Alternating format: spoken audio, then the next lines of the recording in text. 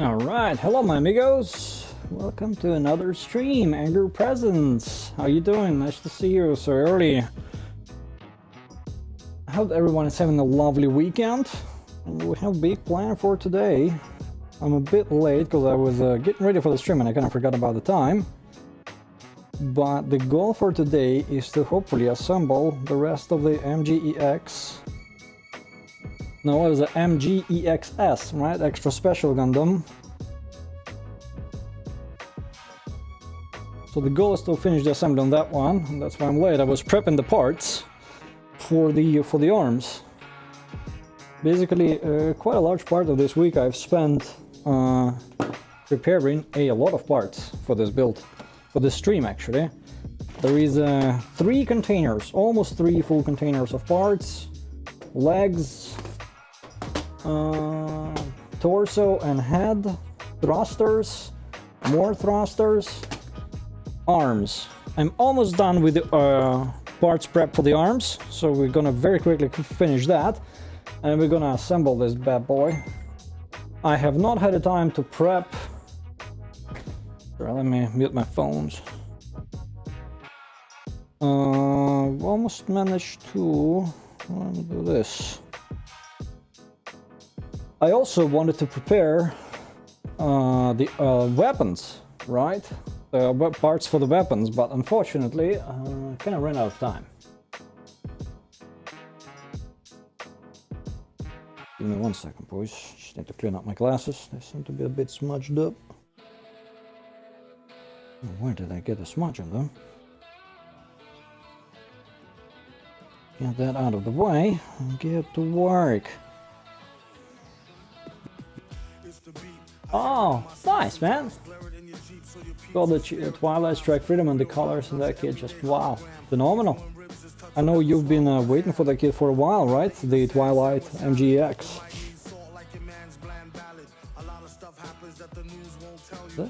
Twilight or... Yeah, Twilight. Yeah, is that the one that's like all white, right? The all white out version of MGX Strike Freedom. It's a beautiful kit. And the, I mean, Jihu, oh, hey, that is a phenomenal kit.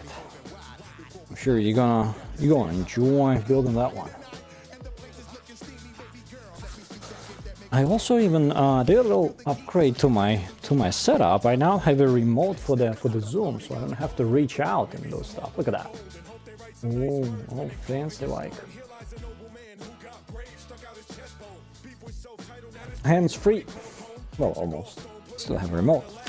Anyhow, so let's finish off the parts prep for this bad boy. Also, earlier today I realized that I did not buy water decals for Extra Special Gundam. I thought I had them. I was certain I had them, but it turns out I don't. I'm kinda in a mad rush to find G rework decals for this bad boy.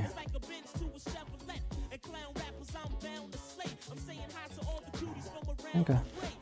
Found there is my favorite store, Gundam Extra, has them in stock, but they are kind of local pickup kind of thing. So I'm trying to figure out if I have someone who can do that for me. But the build has to progress, and we are pretty much at the stage after today's stream. The goal today is to assemble the kit, so we have it like out of the box assembled. Maybe take a few shots of that and then take it apart, detail, decal, all that jazz, and then top coat and final assembly. Kind of approaching the time where I'm gonna need the decals. Yeah. I bought decals for Faz, right? The other kit I'm gonna be building after this one. But somehow I completely forgot to buy decals for Extra Special Gundam.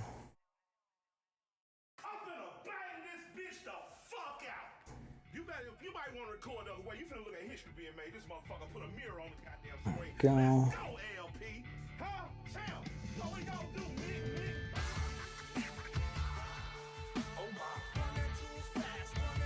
Got a Wayne's World zoom vibe. Wayne's World? I'm not sure I'm familiar with that. I like being able to zoom in now. So I can like do things real close for you guys without reaching out and grabbing the camera and making it like shake and wobble, all that jazz, you know. Like Sony makes a remote for their cameras, which is really nifty. But what I did not realize is that if you get one of their remotes, you can no longer use USB-C port to, you know, stream video to the computer for the live stream. By getting that remote, I also had to completely change my streaming setup to get a HDMI cable and all that stuff. Like when you try to change one thing, you have to change a million others.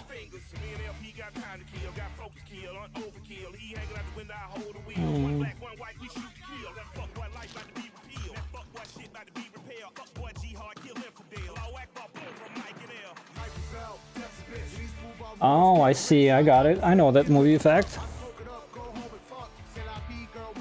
Especially like in Western movies. Extra dramatic zoom.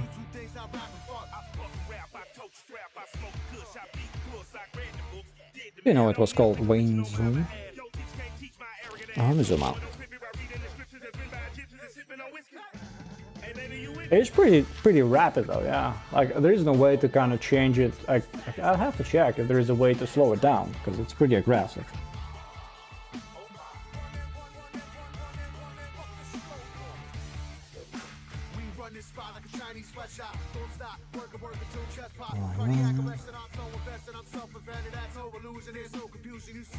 And how is your week going, my man?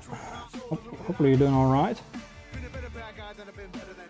Are you working on the Jihu at the moment, or crap? I'm forgetting what kit you switched to last week, because I believe you were working on the Perfect Grade Exia, and then you decided to take a break from that. I don't remember what kit you chose as your like recharge kit, I guess.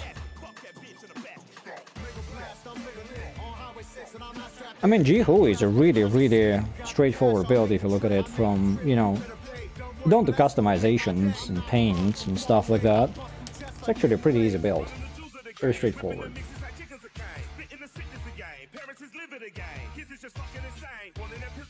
Modern Nuclear are good at that.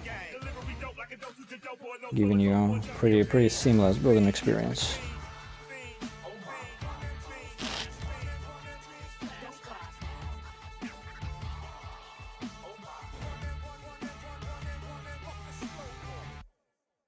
Oh yes, Lego Koenigsegg. Back to Exia now though, alright. How was the Koenigsegg build?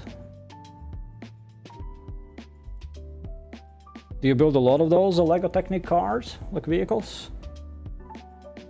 I have a couple of friends that have like entire lineups of them. They have them in like display boxes. Looks pretty fancy.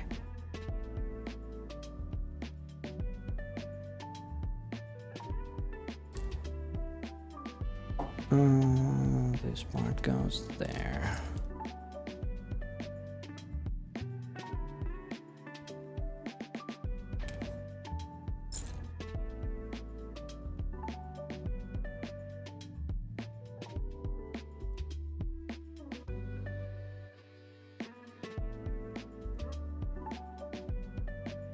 The only like Lego vehicle adjacent part kit I have is a Batmobile from Dark Knight, from the Nolan's movies. I think it's called Tumbler. Yeah, Tumbler. It's like the only, almost the only Lego kit I have left.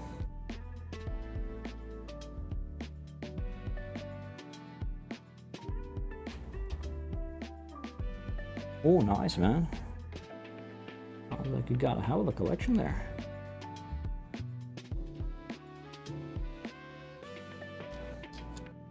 Let me know also, like, if you guys hear like some microphone rubbing sounds, because I have it somewhat close to my beard at the moment, and I don't like notice if it rubs against the beard and creates horrible sounds for you. If it does, let me know. I will try to clip it elsewhere.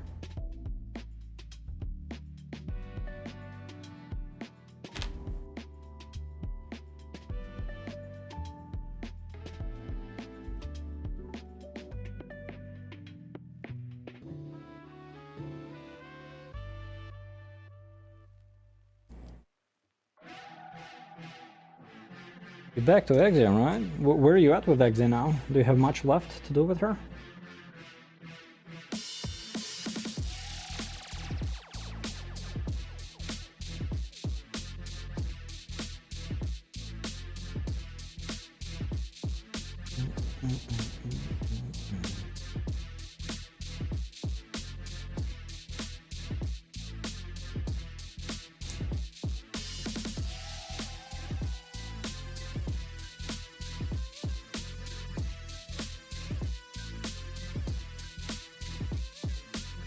Where do I have another one of these? Right there.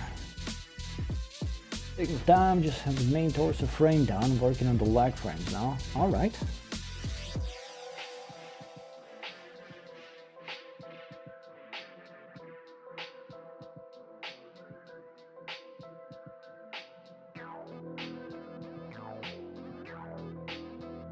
I'm thinking of maybe once I'm done with this kit,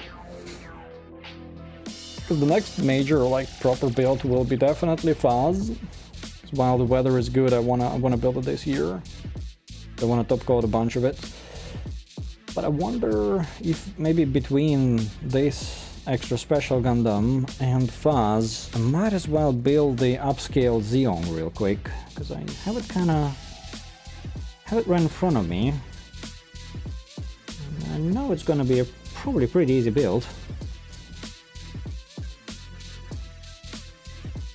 Considering whether it's worth squeezing it in, you know, in between the bigger builds.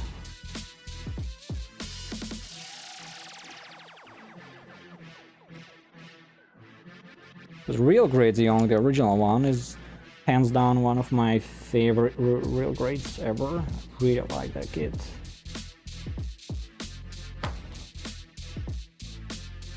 The real grade that I've built, it's like fully top coated, detailed and all that stuff. I'm not sure if I'm gonna do it with upscale, but I might feel compelled to do that once I start building it. We'll see, we'll see. Decisions, choices. Not easy.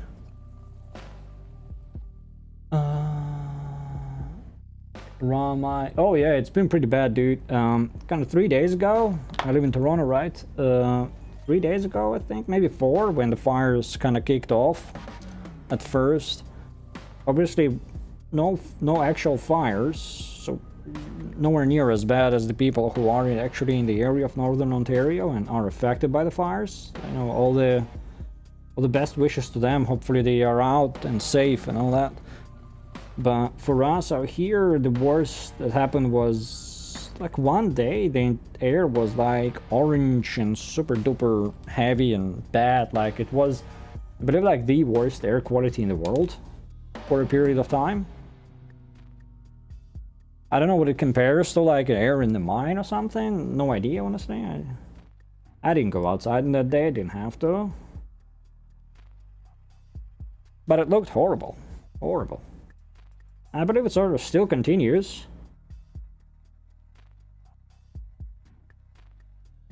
So yeah, not good, man, not good.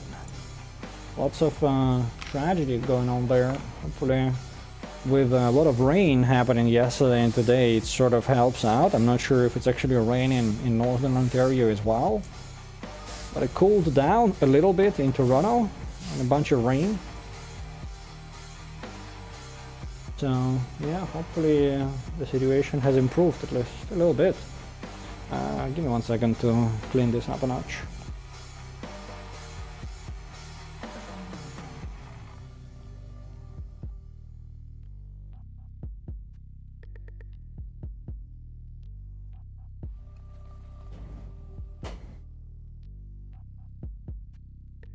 Yeah, I would imagine the bad air that we had sort of like hit you guys with a bit of a delay, right?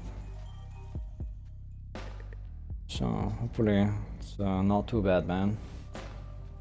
But yeah, that's a bit of a recurring theme, right? Last few years.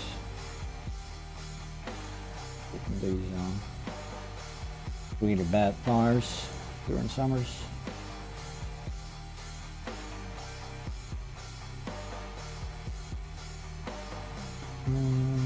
Now we're gonna go and assemble this bad boy. And first, we need to assemble the arms. Because in the containers I have torso and the other stuff.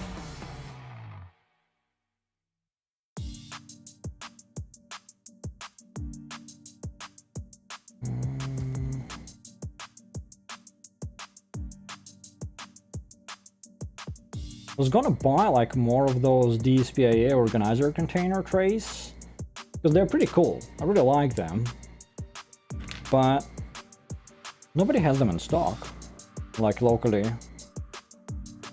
And like 1 or 2 stores have them, but they like only have one, which is a bit weird. And like I don't need one, I need a bunch, like 3, 4. If you try to get them on AliExpress, they're like $30 instead of $9 as they're supposed to be. So instead, I just pulled out a bunch of my storage containers for parts as a temporary solution. They're not as fancy, but they do the job.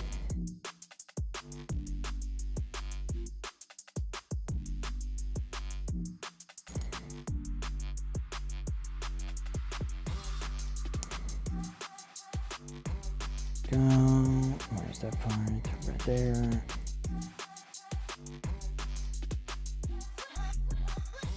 Now we need these bad boys.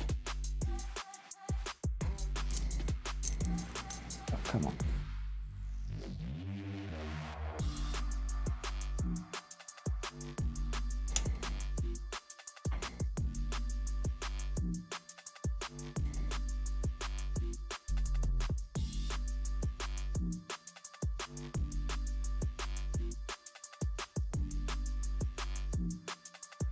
It's been a while since I had to use my razor, but it is such a joy to use it, man.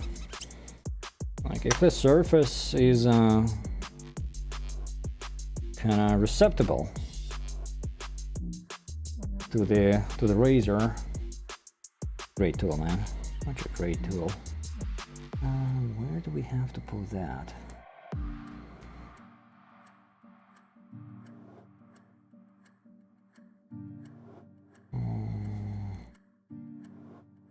Not sure.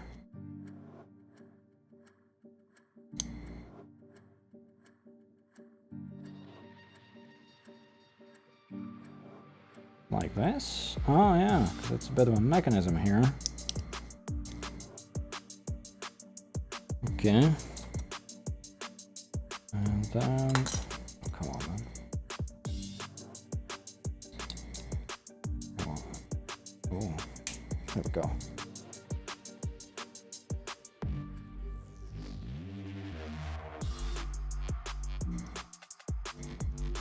Interesting.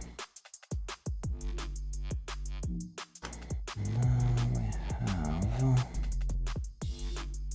I-30. So that should be this guy. Yeah.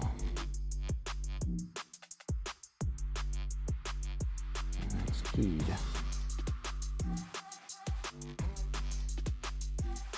Why the hell do they want me to put this? Okay, gotcha.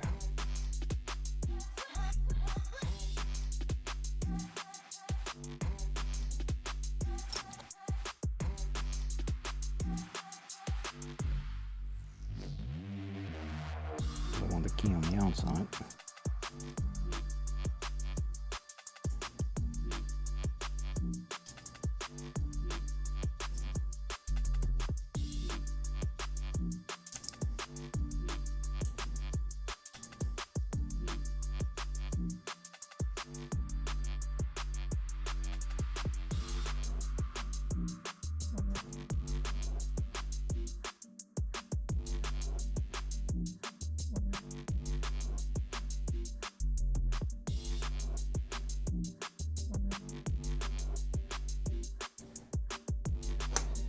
E8. That should be blue, and I might have forgotten to cut it off. Where is it? Yep, I have. I was a terror since the public school era. Bathroom pad.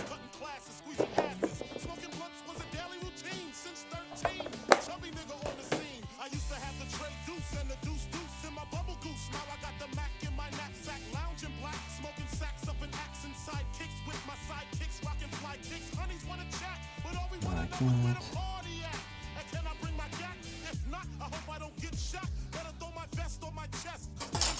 No, don't fly away.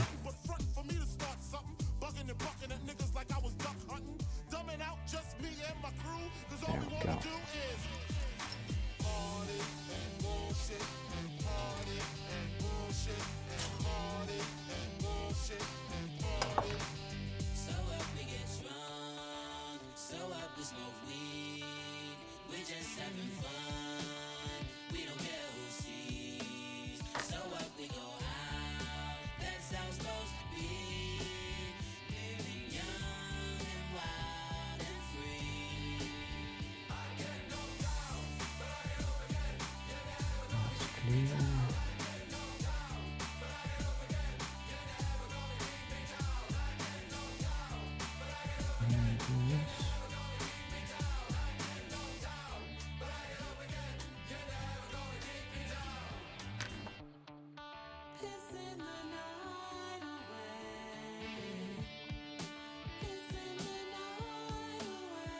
Like that. Oh, give me 1 second to check something.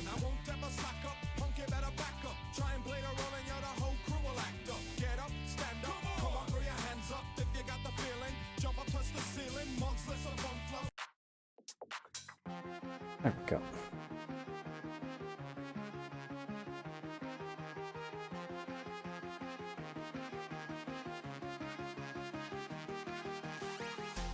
Get back to building.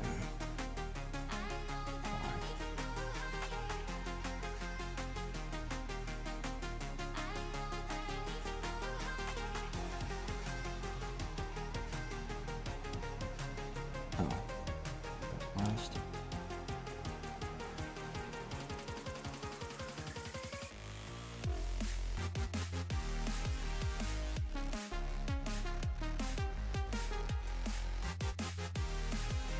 Beautiful. And there is another part that I forgot to cut out. Oh no.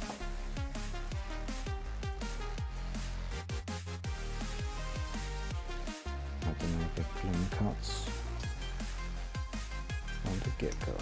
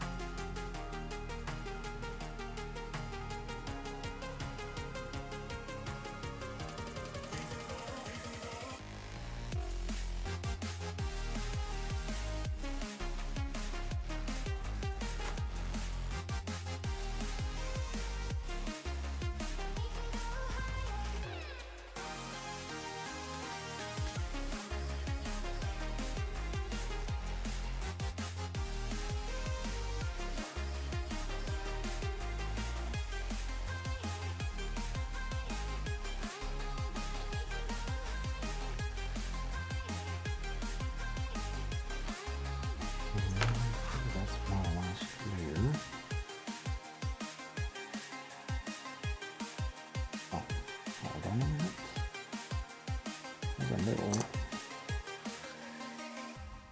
PC part going up. Look at this guy. No, it seems to be too small.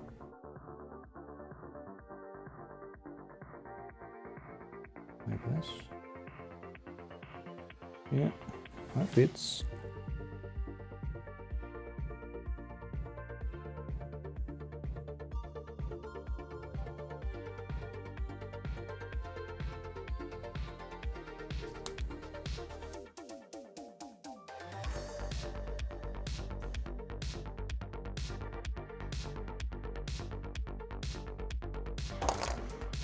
That if not for like obvious gate marks on the blue plastic, this key would have been perfect. Other than that, these things are going to be visible Pretty freaking visible. There's nothing. There's a little bit I can do about it, but not much.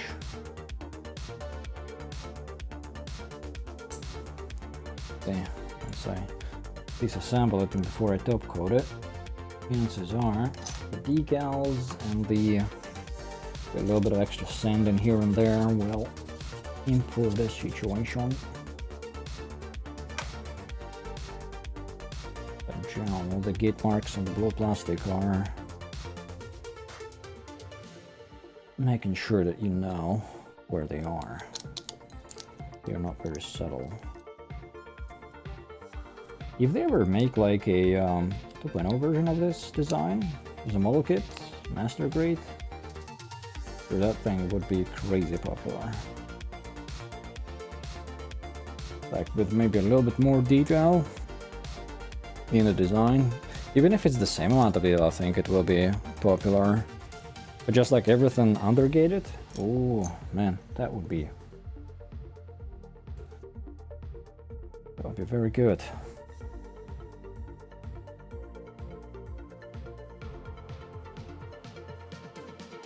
Hold up, where's the point?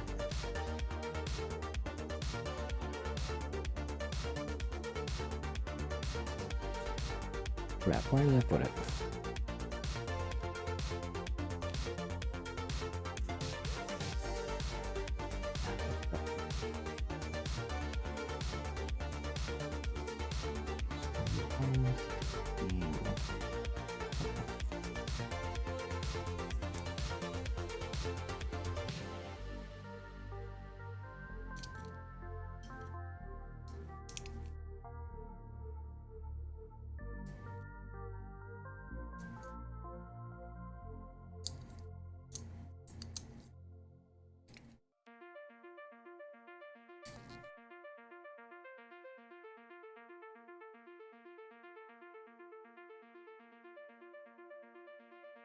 Slap this one on, then this.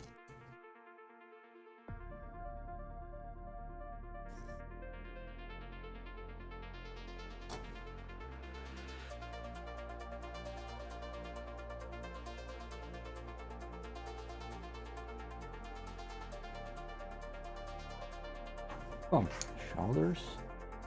And main assemblies are done. Next.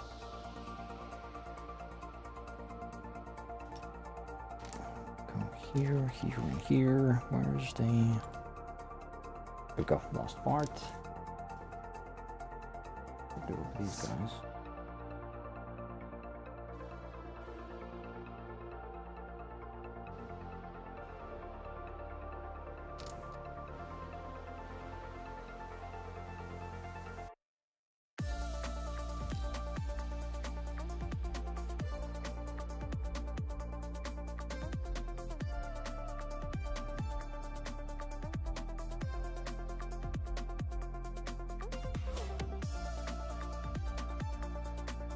Oh no, did I crash?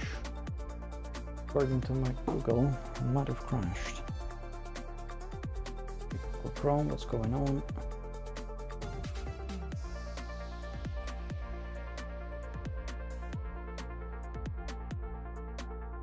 Alright, we're still going. Great. The reason my browser crashed.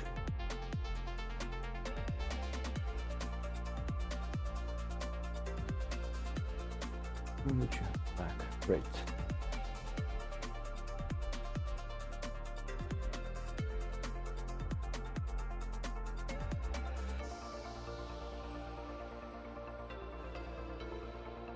Make sure to zoom in a little bit so you guys can see what I was doing.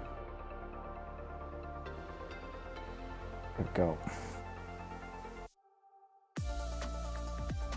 Imagine this is a shoulder assembly probably. I'm not entirely sure. We're about to find out. Maybe elbow, because the shoulder's already done. No, I don't think this was an elbow.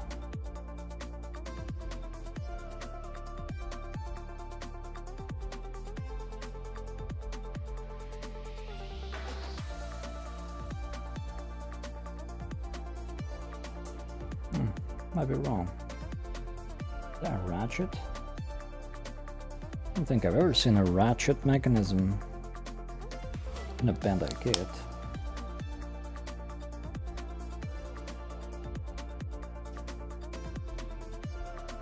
Not easy to activate that ratchet because the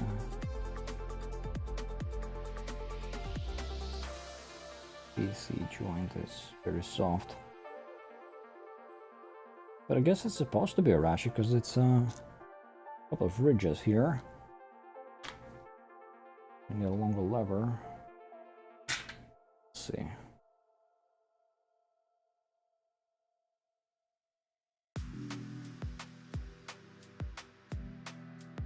Yeah, it's not happening. I don't think it wants to really click. I'll break it.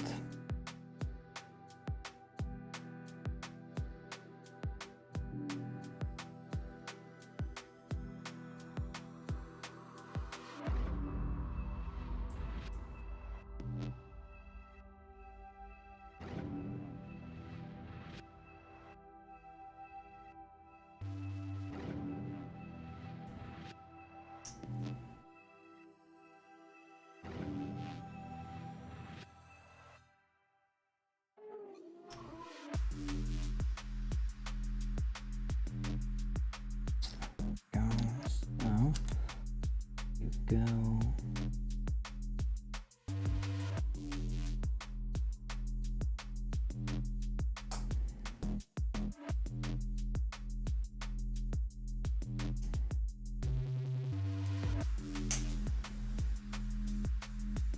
All right.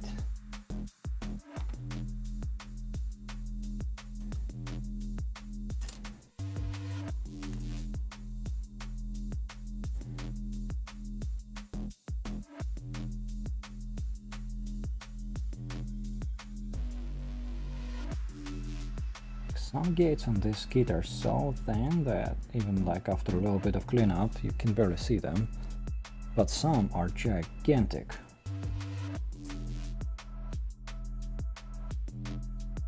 The difference between painted and non-painted builds is just massive.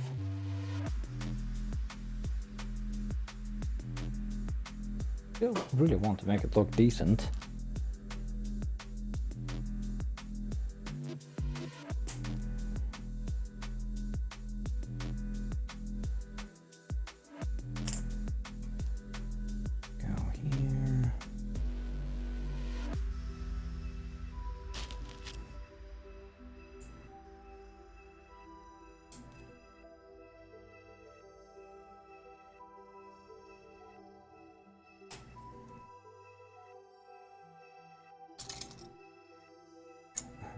PC, I think that'll be this guy.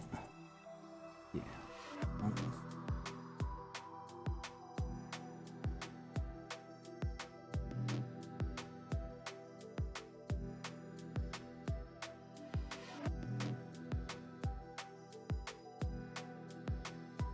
Oh, look at that. That's a pretty cool gimmick. That's like the wing rolls out. And I guess it folds out. Oh, that's nice.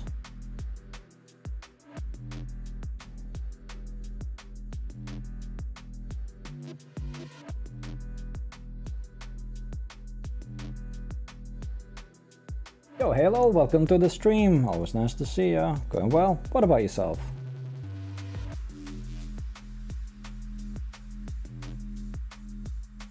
I am currently building the ARM units, but I have prepared parts for pretty much the rest of the kit. They are in a bunch of storage containers right next to me, so if everything goes to plan today, we're gonna assemble pretty much the entire kit. The only parts I have not prepared yet are the ones... Hold on a second.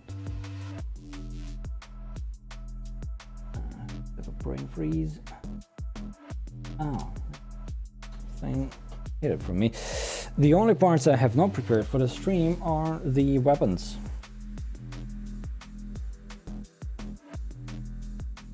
So if everything goes well, we will assemble arms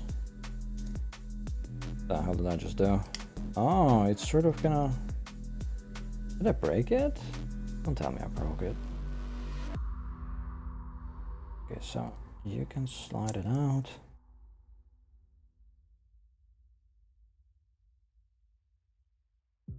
I managed to disconnect it.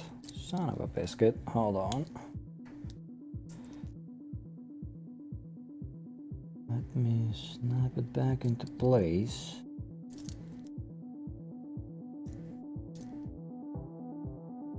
Goes right there. Okay, so if you place it correctly, it will swing out and it will open. Interesting. Like extended wing. And then I guess you can also, just like this. There we go. Yeah, so the goal for today is pretty much kind of final assembly of this bad boy.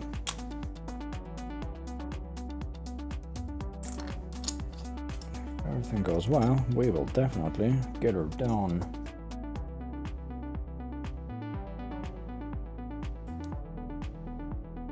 At the moment, we are assembling the arms. Those gigantic thrusters. What about you, man? What are you working on? Anything cool? Anything new? Anything interesting?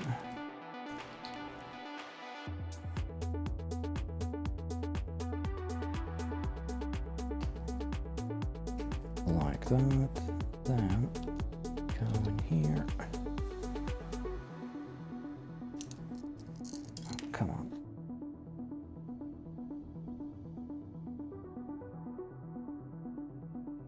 Boom.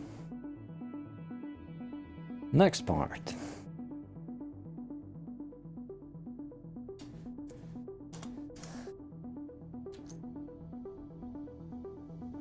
I don't think I cut out PC ones. Yeah, I did not.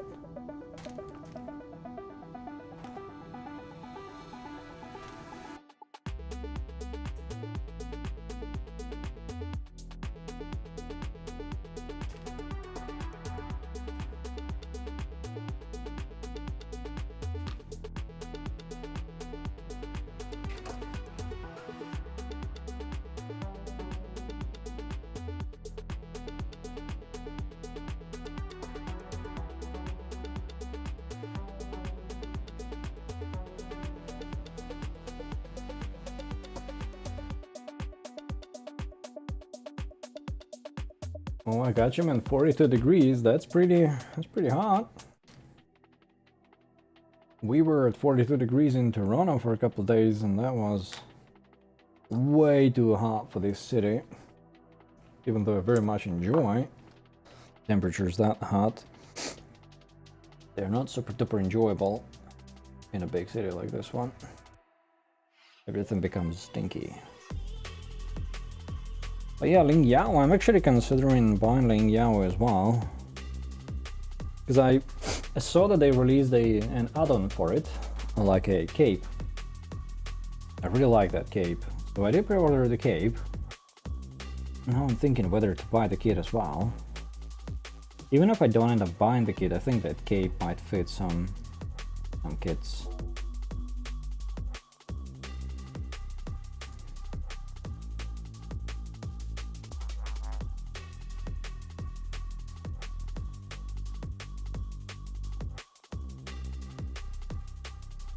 Yeah, that kit looks pretty dope. I saw some pretty fire pictures of its inner frame, and final builds look pretty nice as well.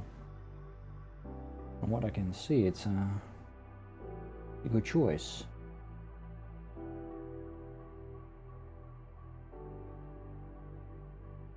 EC26, that will be this thing.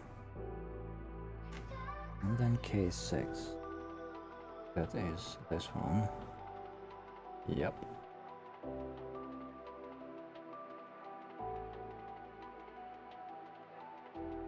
About the other one of these.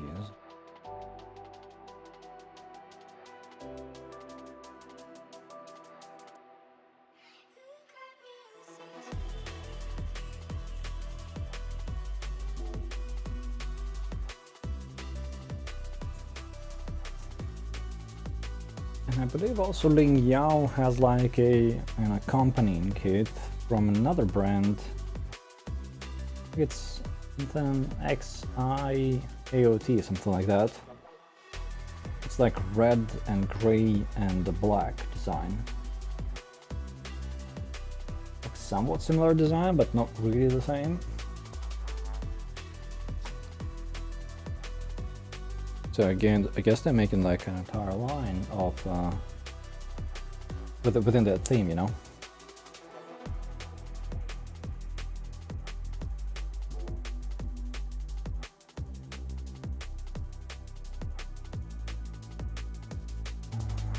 So if that is like this, they want me to do it like this. Okay, do that.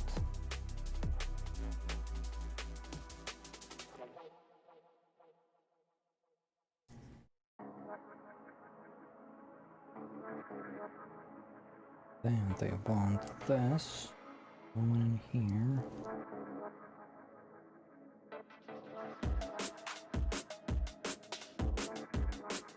And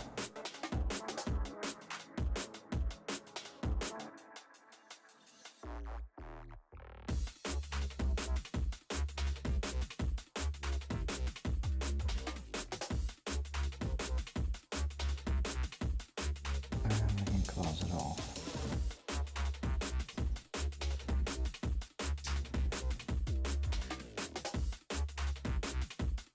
Okay.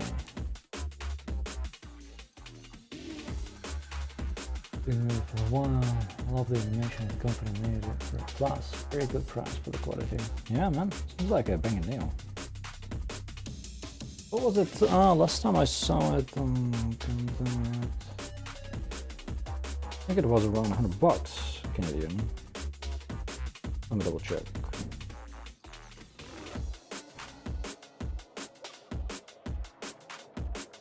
Yeah. Autocorrect, thank you. You changed every single word I typed.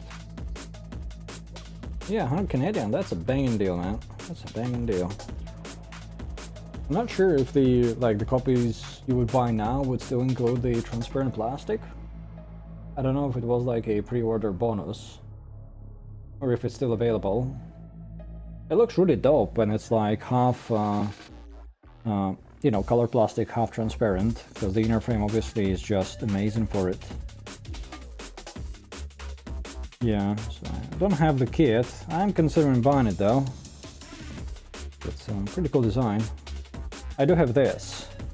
I bought a cape for it, because they released the cape as an add-on. And because it seems like it doesn't like necessarily need a specific attachment point, you could potentially use this cape with other kits too. What I'm curious about though is that there are pictures of this kit with this really cool armor. So it's like transparent, but it's like cosmic transparent, because it has some sort of a holographic texture to it. And I'm not sure if it's someone's custom build or if it's like a limited edition of this model kit that is like something that's going to be available at some point, because I would very much like to buy that rather than the original version. But if not, I'm happy to buy the original version as well, probably. I don't know. I don't know if you guys know.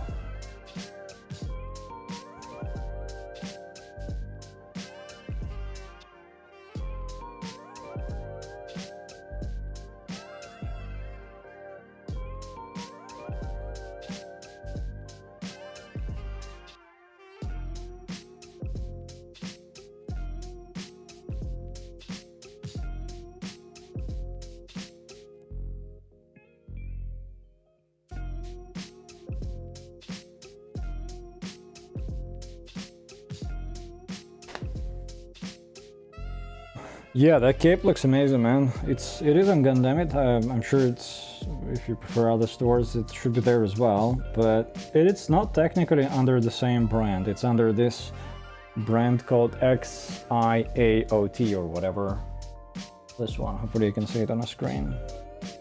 So they also offer this kit that is very close to Ling Yao, right? And it's also like even advertised as a accompanying kit to the Ling Yao for a different color scheme. But a lot of like similarities in the design.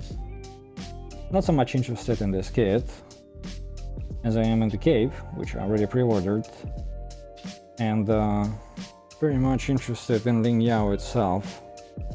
So as I said, I'm not sure if there is like a limited edition version of it that has that really cool armor finish, or if it's just someone's custom build that, you know, well, this is not going to be something widely available.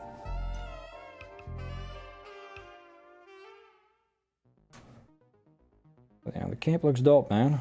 Especially if you're getting the kit, I think cape is a must-have.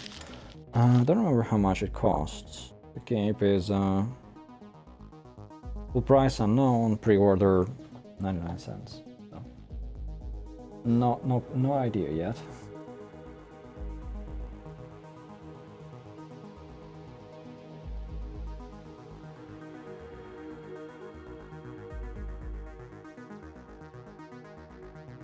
Yeah, for the lizard, I agree, like the original kit, I've built it as well, and it's still one of my favorites kit ever. I'm very glad to see in that new Sananju, as I call it, kit that was recently announced and is pretty popular at the moment on the pre-orders.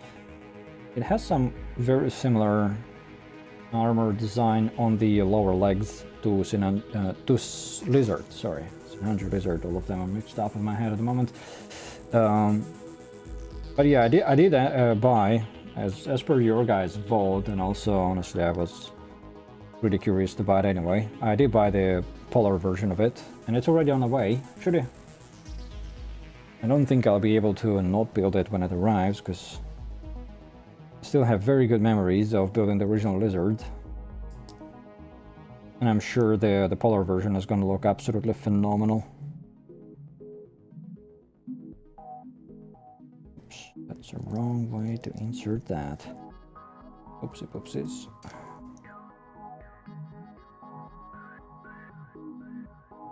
Well, let's just lock it in place and then insert that part. There we go.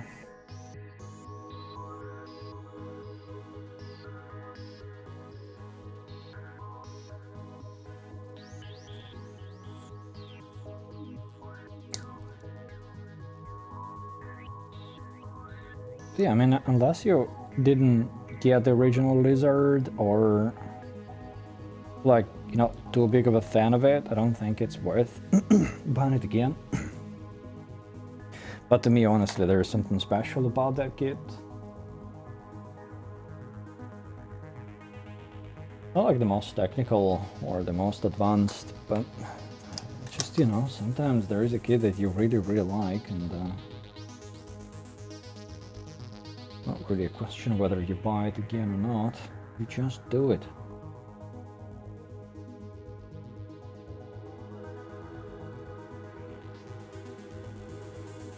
Oh my goodness, that part is so hard to see. What the hell do you want me to do here?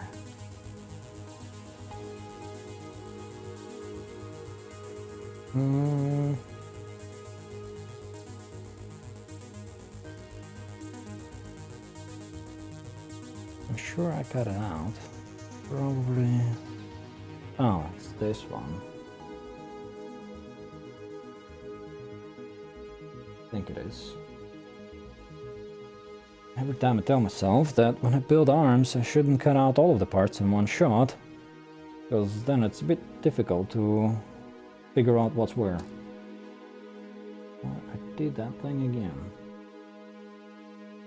And so now we're gonna have to figure out what goes where and how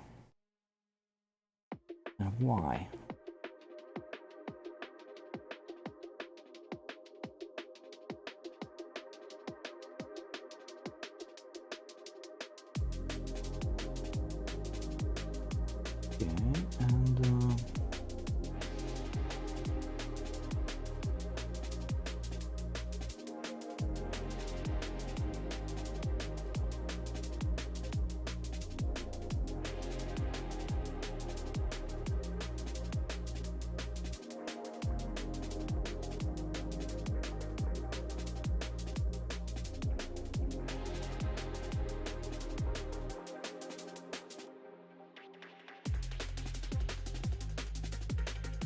I don't think I've ever built hand like this, where you have 3 fingers like that, index that's connected to the 3 fingers and to the arm, to the wrist, and a thumb that's... I don't know if it used to be the standard in older designs by Bandai, but they're pretty complicated. I wonder how sturdy that is.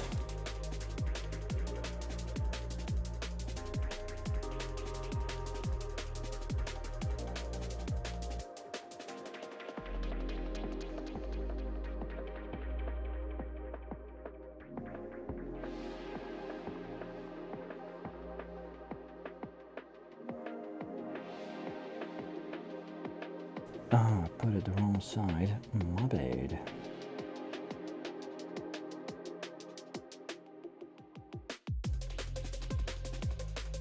So the original won't be getting reprinted, but the polar version looks nice and it's cheaper than the original, so not everything is bad. I didn't know that they were not going to reprint the original one. Do you know why? I thought Inera was... I'm not sure where I have that impression from, but I used to have an impression that Inera was pretty good at reprinting their kits. And honestly, I don't see a reason not to reprint Lizard. That was such a popular kit.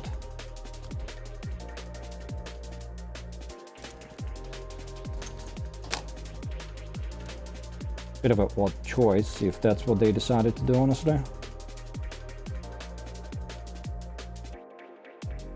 Like, having a recolor is cool, that's fine, whatever, but limiting the run of the original design that was so popular is a bit weird. I don't know why would you do that.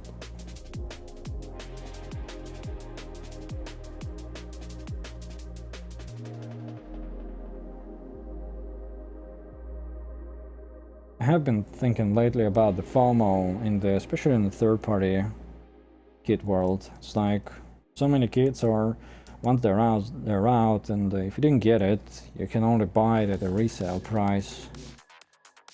Hard to find, you know, crazy money. And while I understand that thing coming from, you know, like a first-time company, like a really small shop, they just want to release something. But there are arguably established third-party companies like in Era, Modern Nuclear, Infinite Dimension, you know, the usual suspects. They've already made so many kits, and it's cool that they make recolors of them, or like alternate versions. That's fine, whatever. Your limited editions, your premium Bandai, if you will. But why would you not reprint your regular releases? To me, it's like, if you are a mature company in this area and you have kits that do well and sell well, gotta reprint them, man. It's good to make new stuff, of course, but gonna the way startup situation where they want to like make it once, and then if you didn't get it, then SOL sort of thing. I don't know. Not cool. Don't agree with that.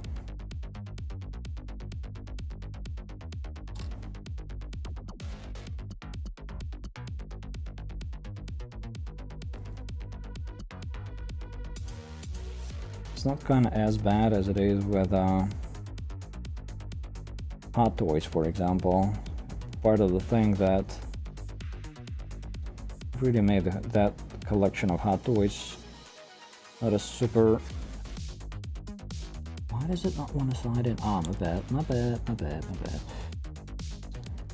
With the Hot Toys, it's also like once it's out, and SOL. But even worse, with Hot Toys, you have to make your purchasing decision pretty much on the prototype photo. And the deposits are pretty high. Cool thing, very good for the collector. if you like, not really given a choice, but to give them your money before they even make a product that you can then, you know, see and decide for yourself whether it's worth buying the product. They already made their money, right?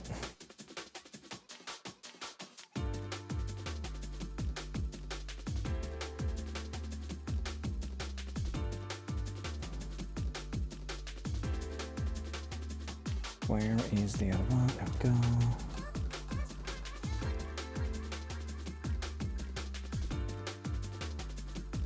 Perfect. This thing goes right there.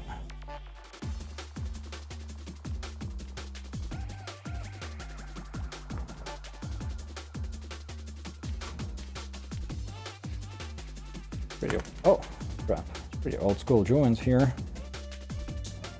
All polycaps.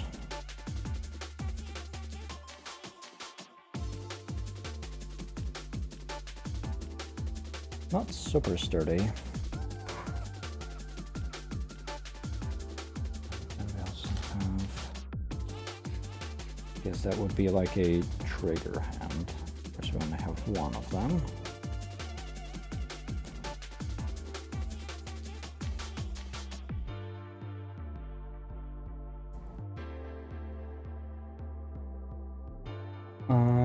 Yeah, I agree. Like, you have the molds, right? Yeah, you're right. And changing up the colors, I mean, obviously for the recolor, changing up the colors is like, you know, like a limited time reprint with a unique color like polar lizard. That's a cool thing, right? If you're a big fan of the design and you maybe skipped out on the original color, or maybe you're just such a big fan that you want another one of those, but a different color scheme. There you go. Go ahead and buy that. But also, like, if you're a mature, if you want to represent yourself as a mature company that does, you know, quality model kits, that, you know, wants to, I don't know, I guess, position yourself as a rival to the biggest company in this industry, that would be Bandai, right? And their model kits. And if you're not reprinting your successful releases, that's not a good sign to me. You still make good kits, don't get me wrong. But if you want longevity, if you want, you know, reputation, I guess. And if you don't want to be part of the disgusting trends like FOMO, which I totally do not agree with. I think reprinting your designs is the way to sort of, one of the ways to prove that, you know, you're a company that means business. You make good kits, people enjoy them, and you reprint them because they stand the test of time. You know, also should be a more sustainable way to make money for them, because of course you're thriving to make more products, right? New designs and stuff like that.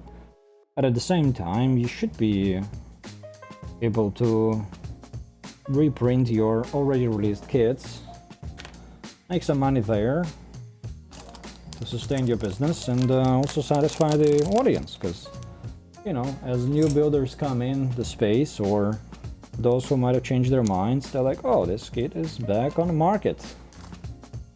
Like with Bandai, right? The kit that I'm building right now, it was released years ago, the EXS. What's the timestamp on this? I think they put a year somewhere. Well, obviously it's not 2003, but some of these runners, some of the designs, molds, I guess, are 2003, but some of them are a bit newer. I don't know. But even if 2003, right? That's when the mold was created. Or 2002, right? Or like right here. And yeah, it's not as cool maybe as it was on the day when it was released, but it's still pretty damn good. And they reprinted and people buy them out. what would be the other way to get it? Like pay crazy price from some, you know, private collector who... Because I did the same, like when I just started this hobby, because even with Bandai, there is a lot of FOMO going on, right? Especially if you're like new builder in this hobby. Very easy to be kind of put in a position where you think that, like, if you find a key that you find really cool and you just, you know, all hyped about it and you want to build it, and you go online, you search for it, and you realize that it's available, but nowhere near the MSRP. For example, I bought my Sinanju Master Grade Narrative version, NT. I bought it a couple of years ago, maybe like 3 years ago, because I saw a video of it. Don't remember who made that video, either Mecha or maybe Zaku, one of those two. Saw their video, and I was really hyped about it. I was like, wow, I have to buy it, because it's such a cool kit. I just must have it. I went online looking for it, and at that time it was a little while since the last reprint of the kit. So obviously it wasn't available at a good price. But I didn't care. I was like, I have to have it. So I bought it for...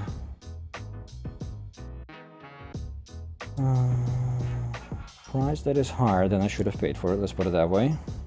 I got it, you know, it's all fun, it arrived. I have it. It is still in the backlog, and since then Bandai reprinted that kit. Even though they released Narrative Gundam and also another Sinanju Stein along with the Narrative Gundam that they released, right? So they didn't have actually a reason, or if they wanted to make a case for not reprinting Sinanju Narrative, because they released a new one, Sinanju Stein, but they still reprinted the original design, like the older kit, and released a new one. And I could have bought it at less than twice the price that I actually paid for it. So FOMO is still there with Bandai, but with Bandai it's more like, kinda don't be an idiot. It will be reprinted. It might take a while for them to reprint it, but it will be reprinted most likely. Right? General kind of rule of thumb. It's not a guarantee, of course, and that probably only applies to, you know, your general releases, not your premium Bandai or super limited edition stuff. While with third party, you're pretty much locked in that FOMO state, where if you really like it and you really want it, you have to buy it, or you will never be able to buy it again. Or you will have to buy it at a crazy price from a fella that wants to get all of your money. And while it's sort of understandable with those, you know, one-off kit makers, like a random company pops off, comes around, makes something crazy, and then goes away. Like, all right, well, you know, those guys were a bit of a one-off. But they can be almost excused for doing so, like not reprinting their kits. But for the big guys, the established names in the third-party space, like your in eras, I don't think they have an excuse not to reprint their general releases. It's just silly, from my layman's perspective.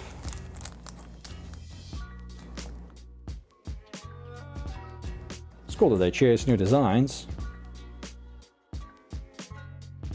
But to me, it would be a sign of like maturity and reliability if they were reprinting their, you know, Infinite Dimension Nemesis, Lizards, what have you. They have a bunch of stuff, right? Aurora.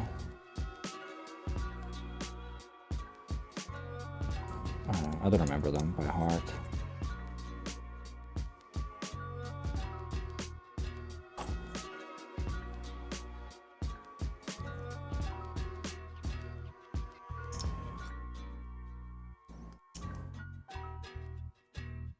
Wait, what?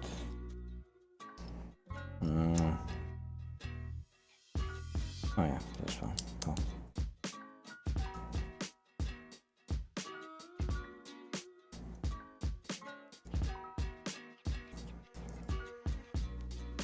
Totally agree. I mean, you already have them all. Yep. Color scheme is a neat thing at that point, for sure. I mean, that's what, you know, arguably Bandai not only reprints their designs, they also make titanium finish and other stuff, which are effectively recolors, right? They would have slightly maybe different finish to the armor, but it's not like a redesign, right? It's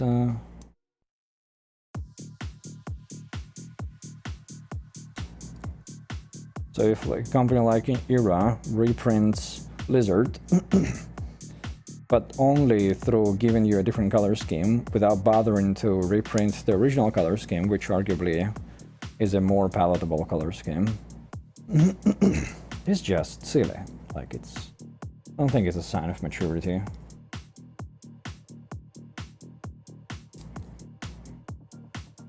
I also heard, I guess from you guys as well, that the original Thunderbolt, the one that has like orange and pink and different, a bit of like a color mixer explosion, also hasn't been reprinted. Like, it's impossible to find apparently. Not cool.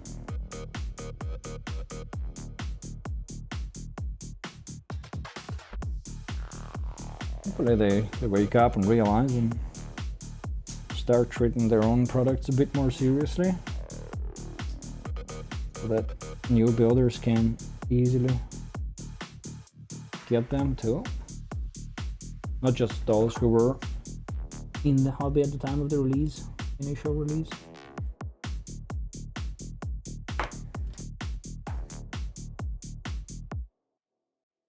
And if they're doing this intentionally, then well, all the power to them.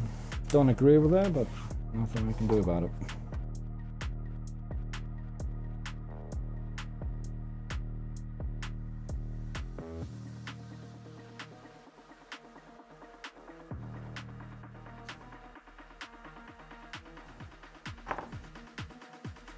Well, the Bush Infinite Dimensions would reprint the Genesis, considering Nemesis sold so well. Yeah. I got Genesis as a birthday gift, I think a year ago, from an amigo of mine. When I built Nemesis, I was really impressed by it, and I think I mentioned that, like, I did not have at the time Genesis, and obviously they're supposed to be like buddies, well, opponents, but you know, they kind of connected in lore. And an amigo of mine found one and gifted it to me. But they had to like, you know, look for it, and probably paid more than they should have get it. Pretty thoughtful gift, but only reinforces, I guess, the point.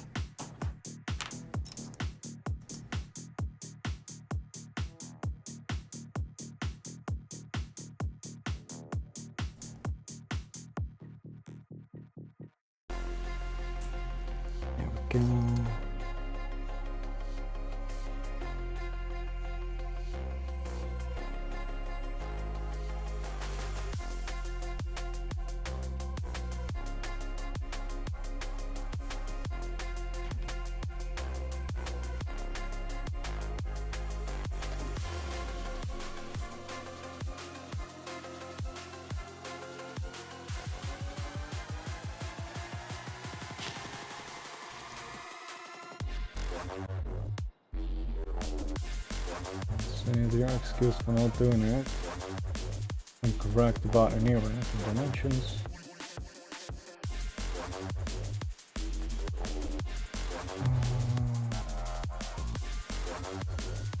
Three different colors of Thunderbolt.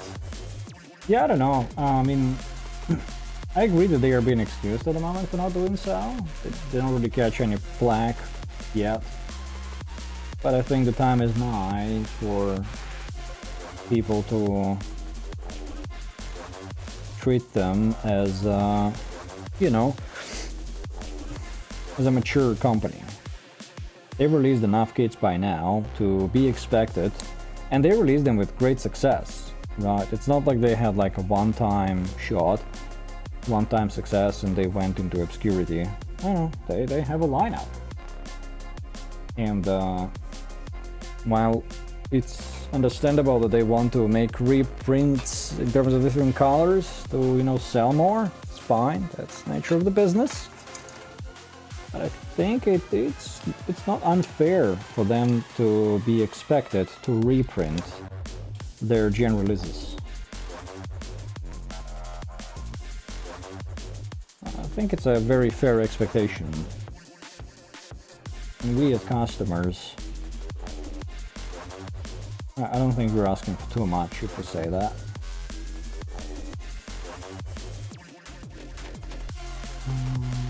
Which one of the two do I need here?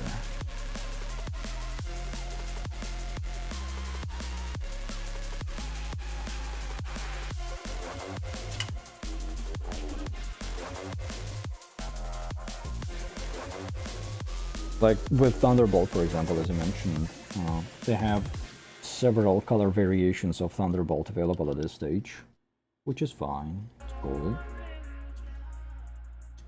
But there should be also a reprint of the original Thunderbolt by now. Like we got... What did we get? We got the Manta, then we got the kind of orange and black, like cross contrast color, whatever it's called, in Bandai World. Then now we got that super boring color scheme, like really generic stuff. Obviously, I'm not a fan of that, but whatever, you know, to each their own. Where is the original? Like, I want... Well, I have the original, but I hear from people that they did not have an option to get the original one because maybe they weren't in a hobby at the time. Or maybe because they weren't a bit, like, on the verge. Not sure if Inera is a good company, right? You know, you have to establish your name. But now it's, you know, we know that they make good shit. They've made really good shit since. And there are also new builders in the hobby as well. And they want that original Thunderbolt and they cannot find it. They're not happy about it. And I can completely understand it.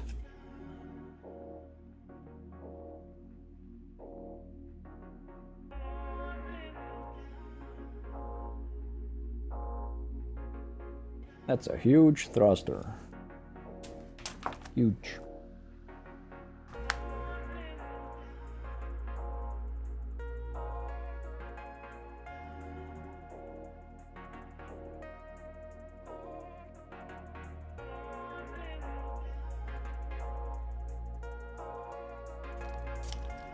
Whoa, hold on a minute.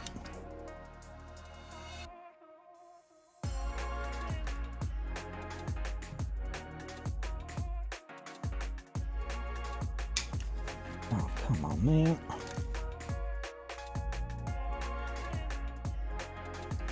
Okay.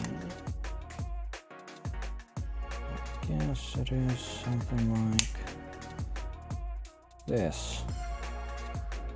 I'm gonna be able to hold it down.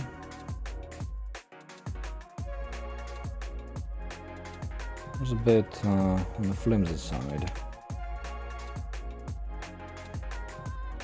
Do you then have a choice to...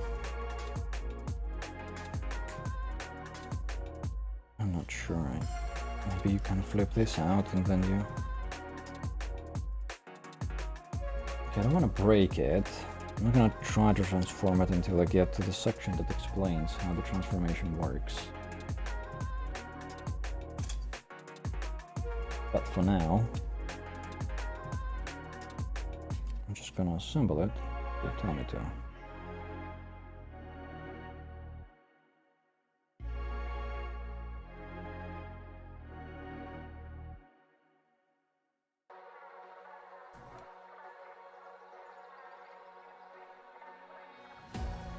Yeah, man, take it easy, dude. Thank you for dropping by. Always nice to see you on a stream, amigo.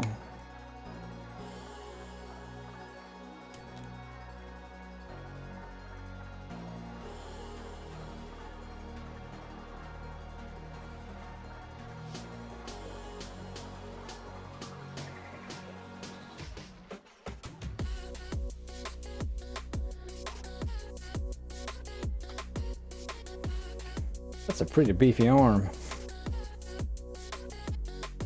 Hey Lucas, how's it going? Nice to see you on the stream again.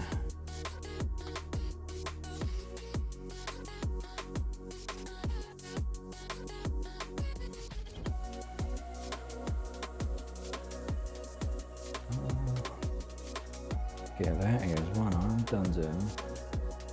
Here the other one assembled. That is good. Another is good as well.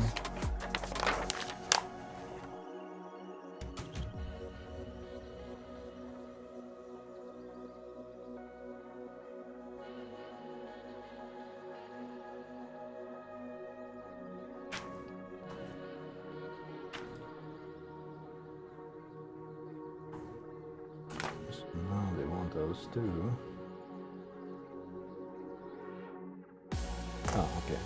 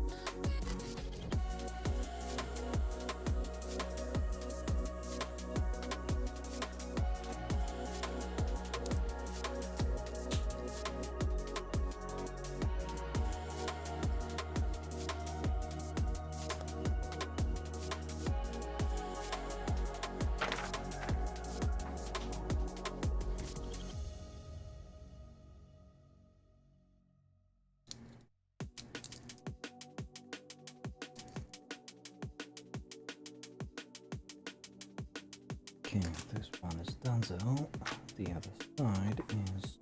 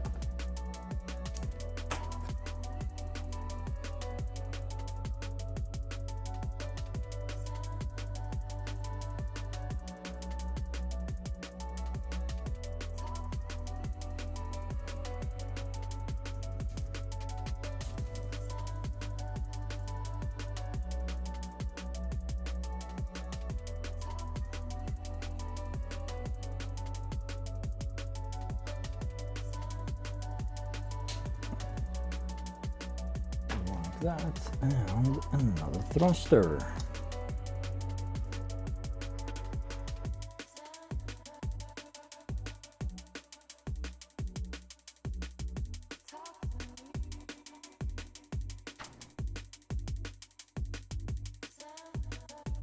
What did they want me to assemble that? I do not remember. I think I also forgot to snap this one. Come on, go. Done? Yes, yes, okay.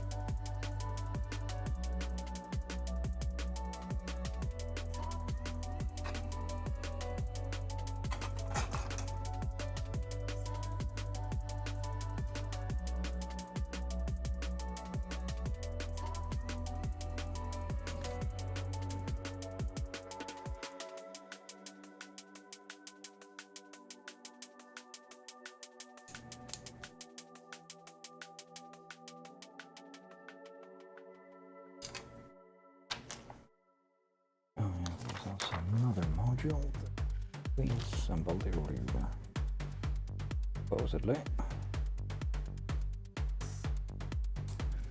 Like that, and that.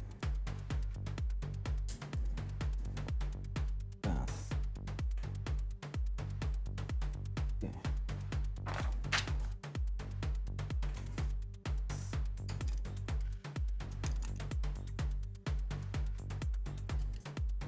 I wonder how easy it is to close in these blind corners. Once it is all assembled, it doesn't seem like they're very easy to reach.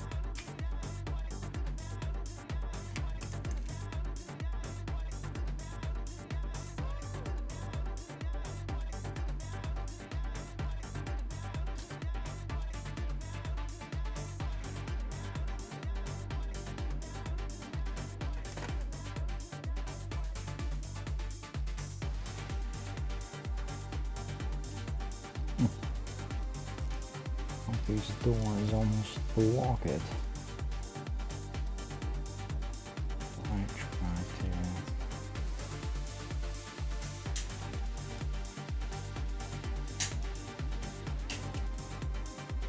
Okay, there we go.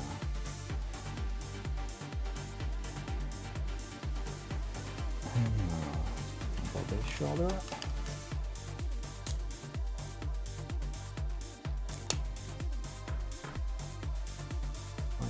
Feed and that. Perfect.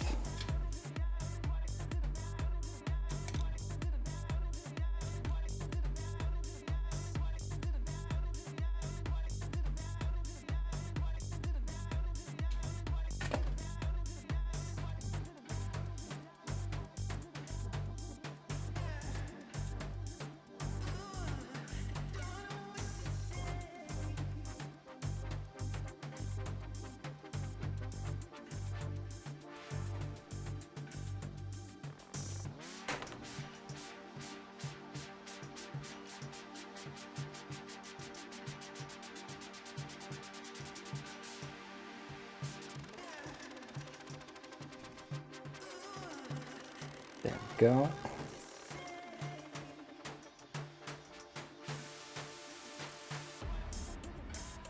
And that is both arms done, I believe. Let's double check. They also want to do the front hatch. Yes.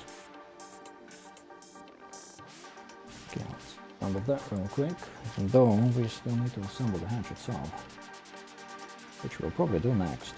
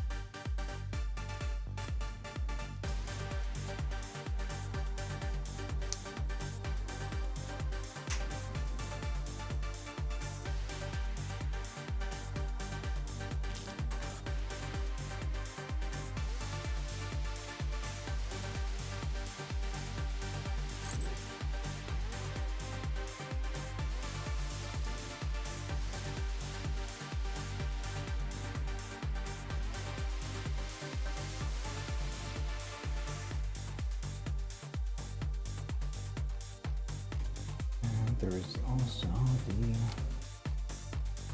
final hatch. So where does this go?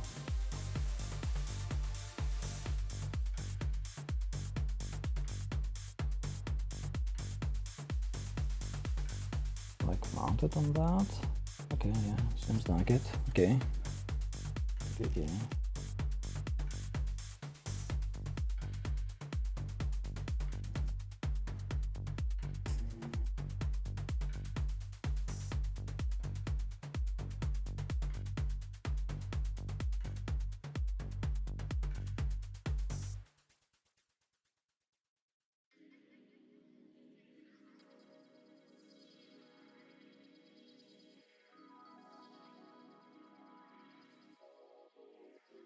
Didn't pull that out of the way.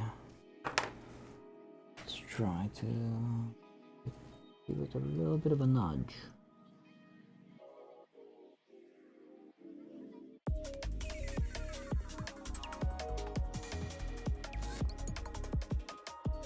Not too much, don't want to break it.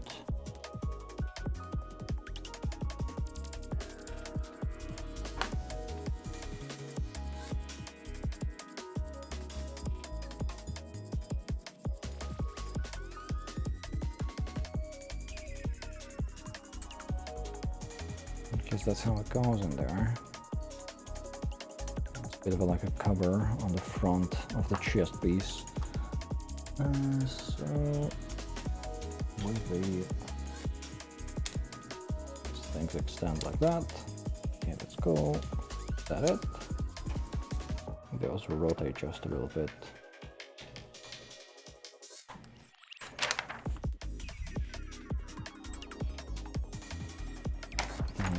Now let's go and assemble probably the torso.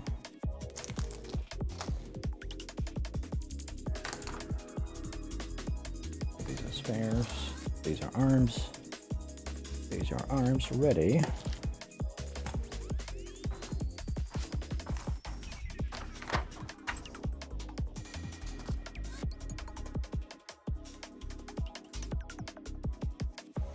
Let's zoom out. Leap over to the right page and what do we have here? Thrusters. Yeah, we'll get to the thrusters, but I want to do the torso next.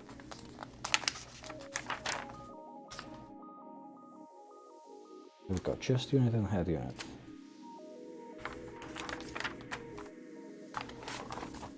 Let's see. I've prepared those parts for the stream as well.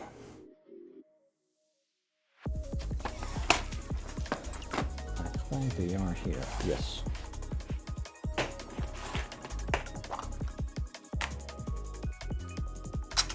We can disconnect this. There we go. Perfect.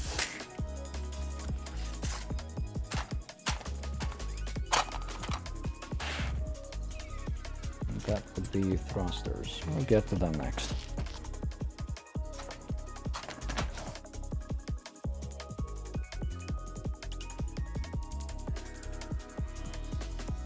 Might have to kind of pull out all of the chest pieces. Trying to locate the right parts inside a container is a bit of a challenge.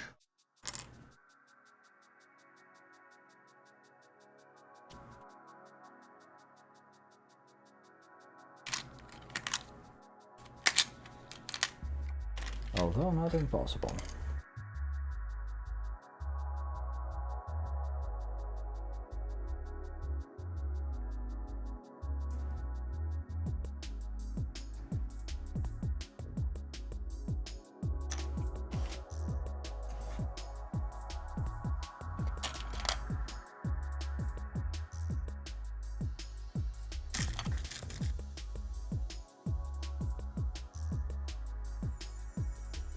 It's this. Yeah.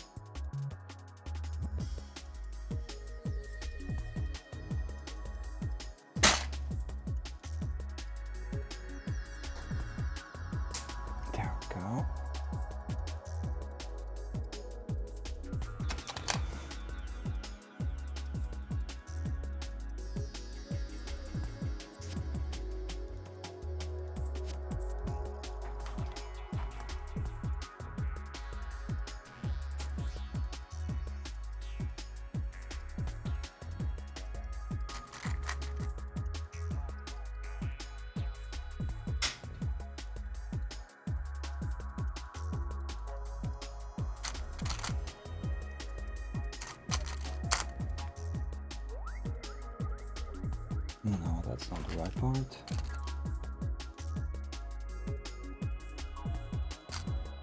This one is.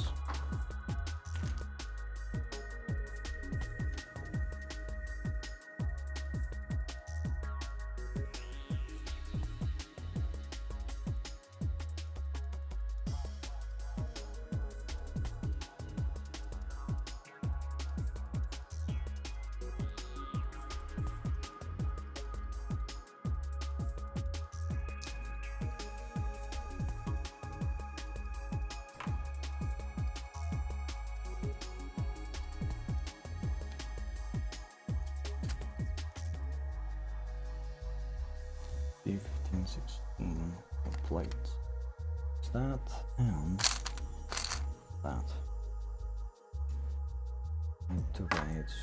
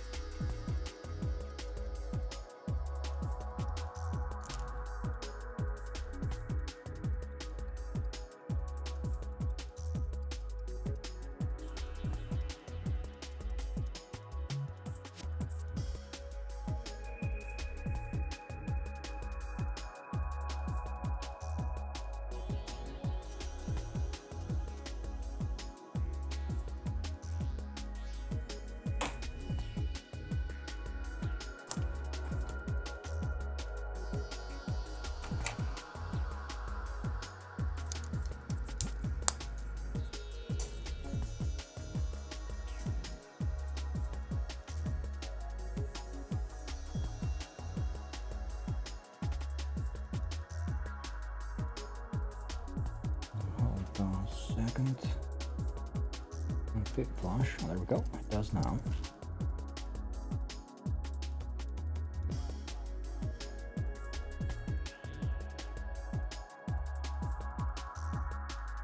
Oh, that's a very satisfying mechanism. Interesting. And extra special dingle dangle at the back.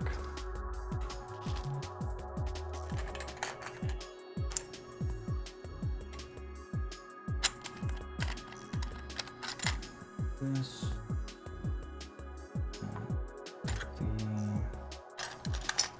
and pointy thing here.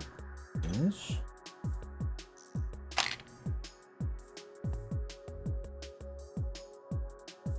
DC20.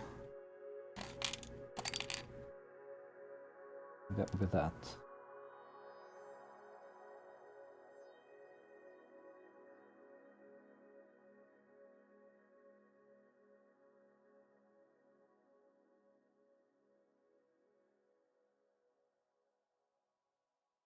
Man, this shit is messing with my patience.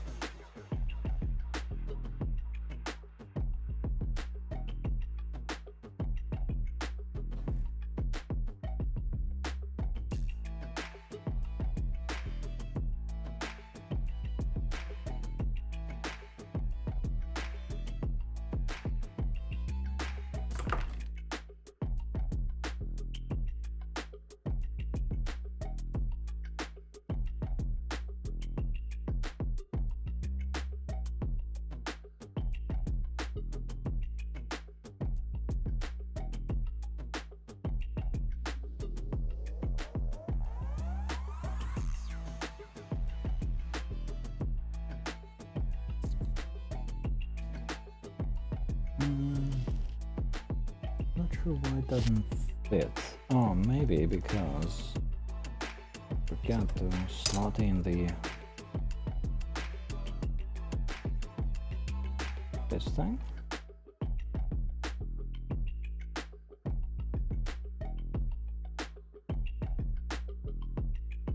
The hell? Supposed to go here? Maybe. Okay.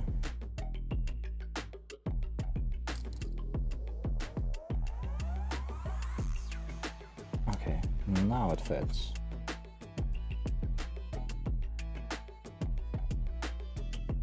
Mostly.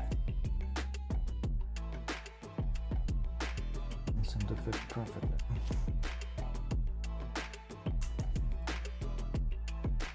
Let's try to close it up.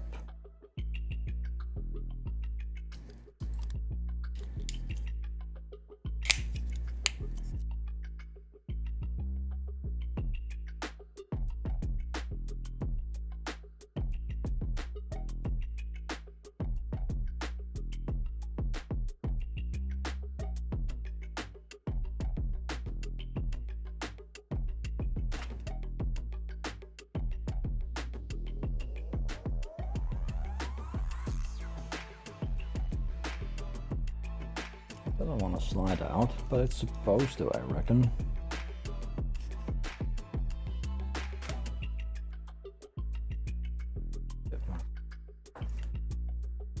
Hey dude, how's it going, man? Welcome to the stream. How are you doing? Oh, there we go. Now it slides out. Okay. Dingle dangle is done. Almost.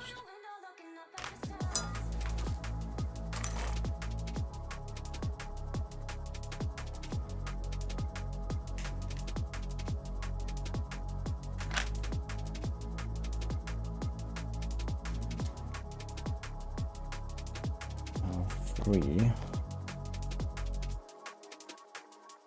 Where the hell is it? Did I forget to cut it out? Yes, I did. Chinese tea. Is L runner.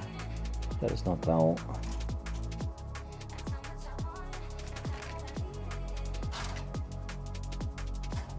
That's it.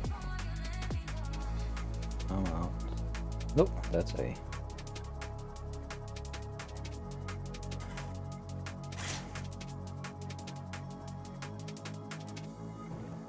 Hold on, boys. Where is runner L? It should be multicolored.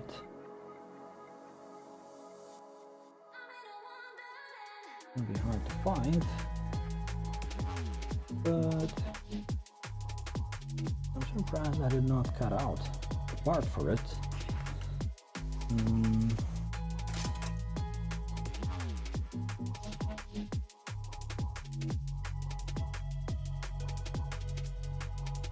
Common resting? Yeah, dude, common resting Saturday is always good, man. Ugh, might as well stretch while I'm standing up looking for the parts.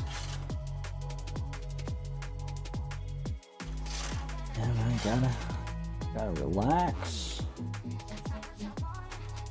Dude, like I'm a big advocate of 4-day work week. You know, gotta work 4 days, Monday through Thursday, if you're working like in the office, right? Then on Friday, you get to do your chores, you know, house stuff, shopping, whatever. Then on Saturday, you gotta recharge the batteries, just chill out, do nothing. And Sunday, you gotta get ready for the next week, right? So, it seems only natural to me that 4-day work week is supposed to be the norm. You have to work Friday, you just don't have enough time to take care of business. So your Saturday ends up being busy. And Sunday you gotta get ready for the next week, and all of a sudden it's the next week. What the hell? Okay, so that part is not there, so I did cut it out. But where the hell did I put it? Oh, it's right there. You itty bitty mother.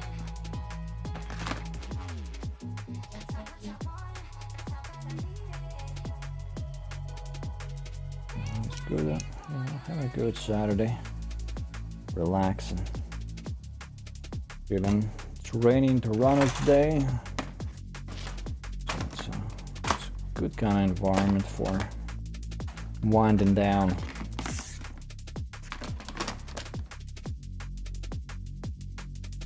I think you told me in a comment in one of the videos, but please remind me, where did you get those runner racks? I mean, these guys, those are called runner in dock.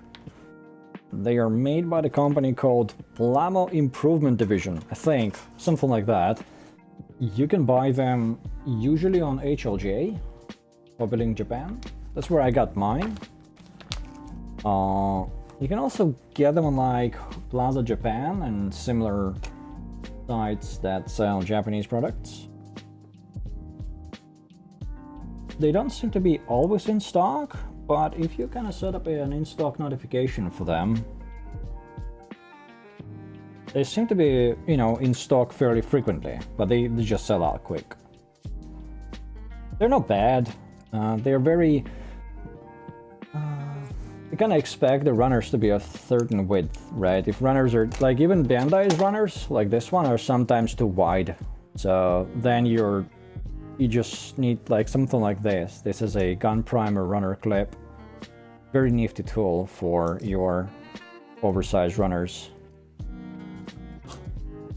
But for these boxes, I really love them because obviously like they are the most dense vertical organizer option, at least that I've come across yet.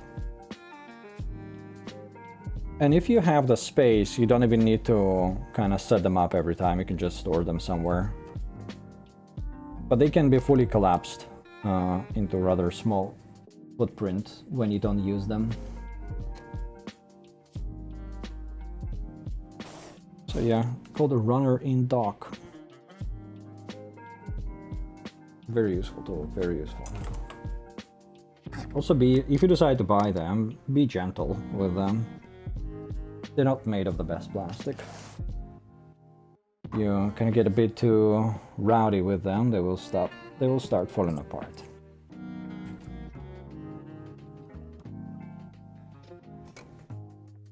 I haven't come across a better solution though yet,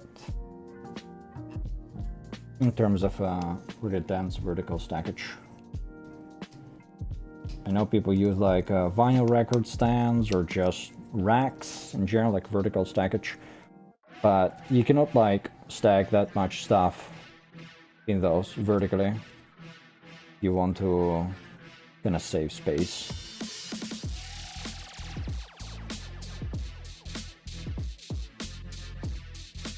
Uh, 2x4. Alright, where is the 2x4?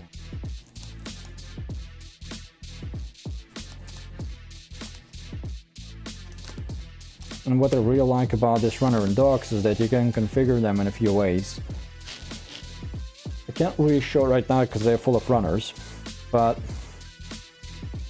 basically you can see that, hold on, I can sort of show it. You can see that on the side there's a bunch of slots. So that's where you slot in runner holders, right? Because there are so many slots on the side, you can create really tall shelves or really like dense shelves. So, you know, you can configure them in a few ways. Good stuff.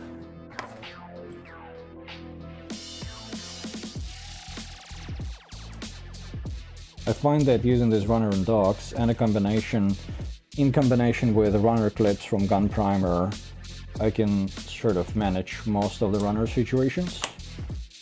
And when you build something fully gigantic, like, I don't know, Sky Defender, that have so many runners that it's nuts,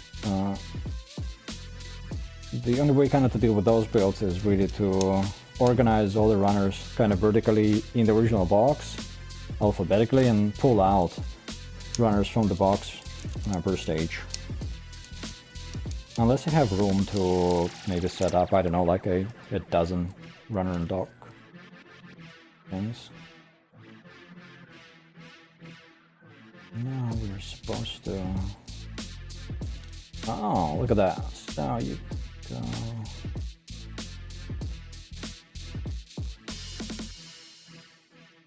Hold on, man. Hold on. Did I mess it up? No, I didn't.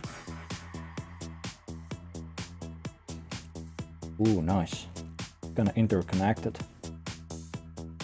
Big dingle dangle at the back.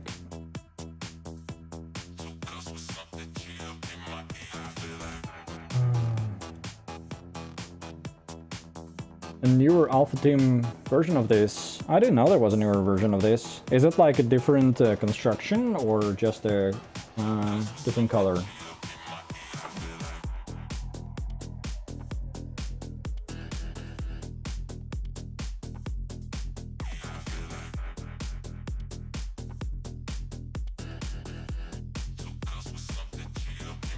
So another bond. These. Get out of there.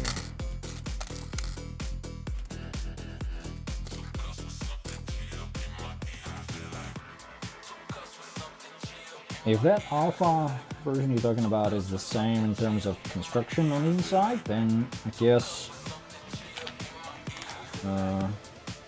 it's a very old school building experience. Pretty much. Not even pretty much. Nothing is undergated. Nothing at all. So be prepared to deal with quite horrendous gate marks. Construction also uses a lot of what are they called? Screws, right? So it's the very much old school combination of ABS plastic, polycaps, rubbery parts, right? And screws. I cannot yet say whether it's sturdy and good in terms of articulation. I haven't built it yet, right? The goal for today's stream is to assemble the entire body. So far, it seems not too bad. The design is pretty cool, obviously. But, yeah, there's a lot of work that goes into this to clean up the gate marks. A lot of work, man. And some of them are not even cleanable at all, so if you don't paint, I guess be prepared. And if you do paint, then be prepared to do a lot of sanding and then... Where is the freaking camera? There we go. To hide the gate marks like this one. Because they are everywhere, man. I don't paint. And right now we're doing out-of-the-box assembly of this. I will then take a few shots once it's assembled, and then I will take it apart again. And I'll further clean up the gate marks and top coat it. You know, detail some panel lining, usual stuff. Nothing special.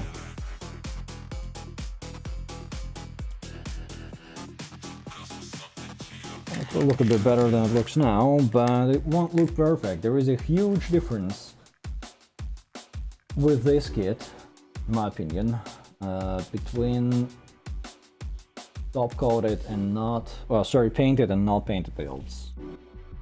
If you paint, you can make this bad boy look truly, truly amazing. If you don't paint, it can only look that good.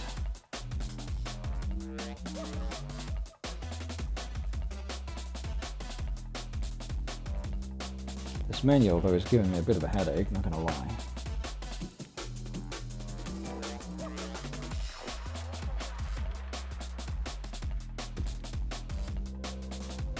The angles that it shows you are just not freaking clear enough.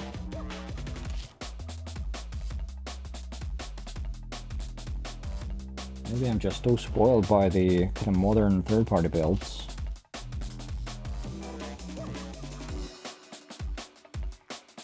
I'm a bit of a diva. There we go. Okay.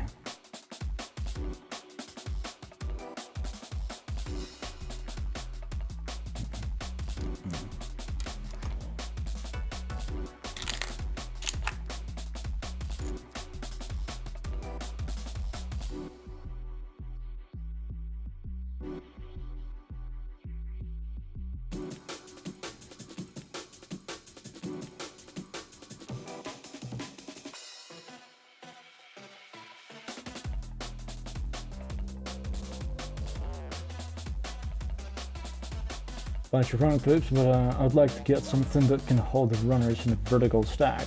You mean like horizontal stack?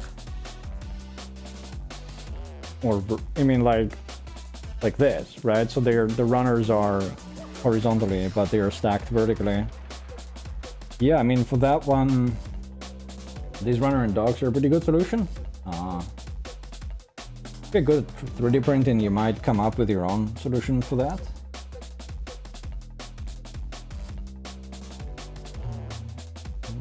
PC25.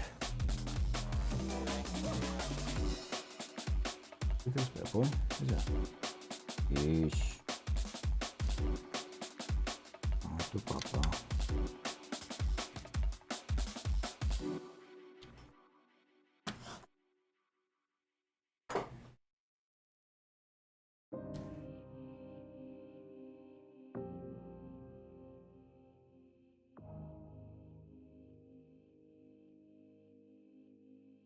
No, it's not it. It's this one.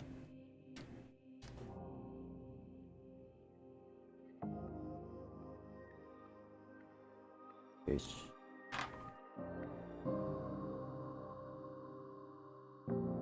There we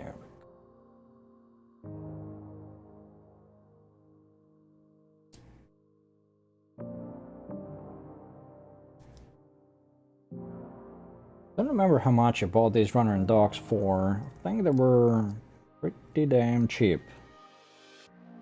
I don't remember how much they were exactly. Usually if it's nothing like exceptional in terms of price, I tend to forget what the price was. Usually with the HOG you get a good price, but you know, it's the shipping and customs that get you.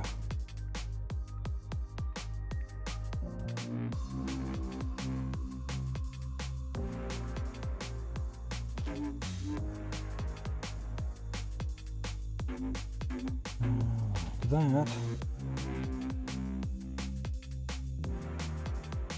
Mostly recolor some new parts for the gun and something else.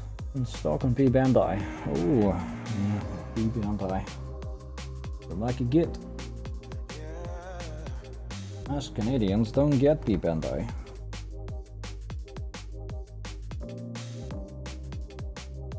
But if it is a recolor mostly, then I guess the building experience should be roughly the same, eh? So, yeah, I will probably in the next 2 weeks I will drop a review for this build.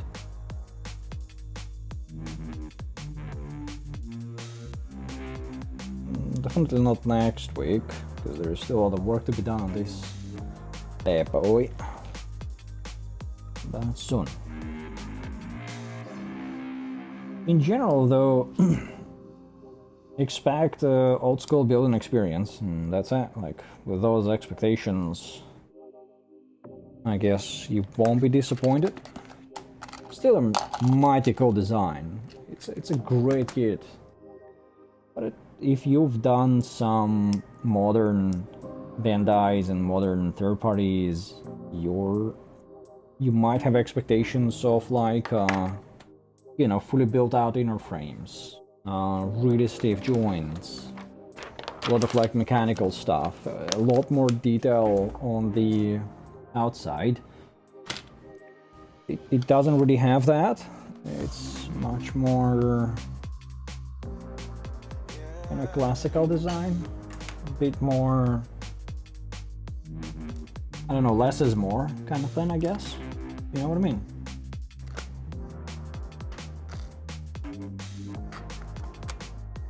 Still very, very tasteful design. Very beautiful.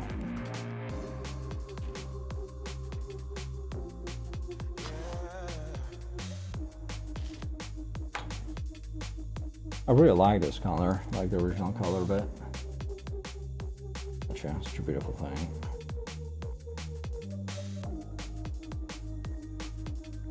If I can somehow. Hold on a sec. What do they want me to do here?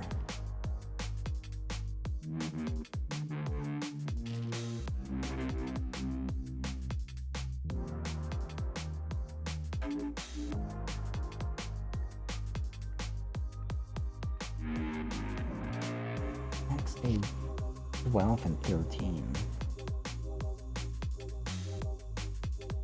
Look at this and this, and I think I might have forgotten to cut them out. Yuck.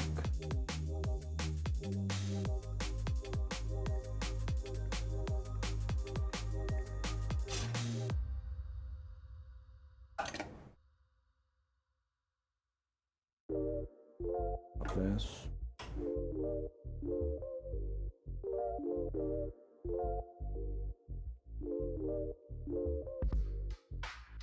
Hold on, boys.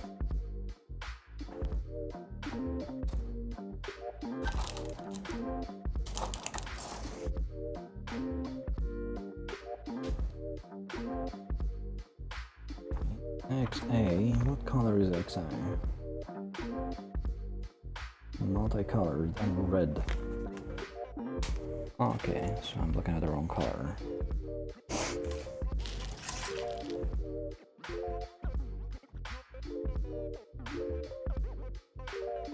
Well, and 13 would be blue. Okay.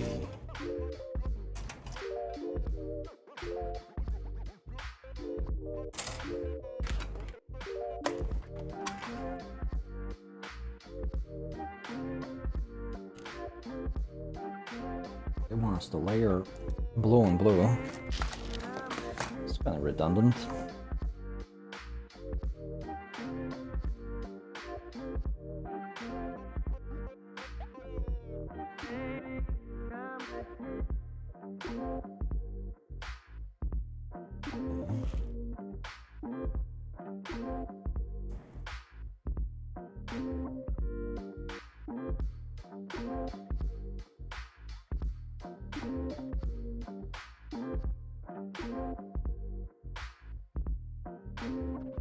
I'll also have a review probably next week for the MGSD DXS Gundam, the one that we've built on a stream recently, and I've been behind the scenes. I've been top coating and sorry, not top coating, but detailing and decaling it.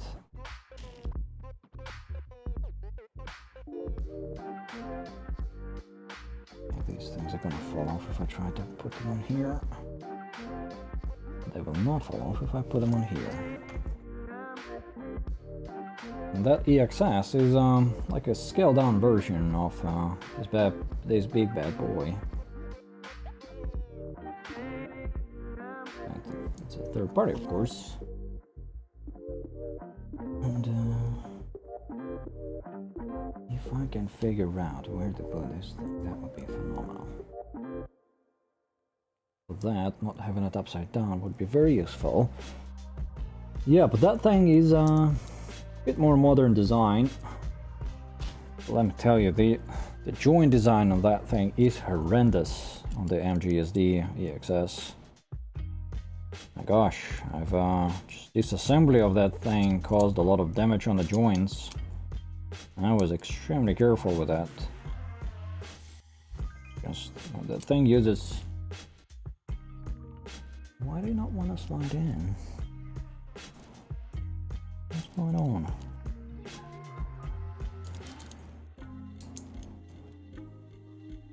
Very odd joint design that that company went with.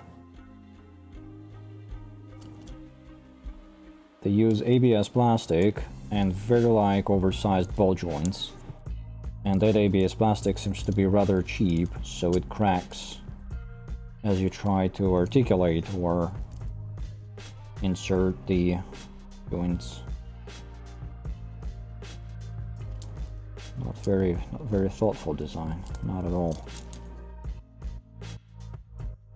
That kit seems to have a very finite lifespan if you try to pose it.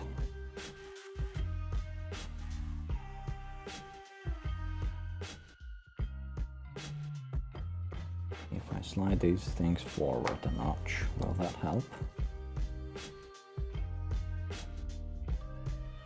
The good thing about this one, though, is even though it's an outdated design and outdated construction, still very much a Bandai kit, so it's, you know, PS plastic on the armor.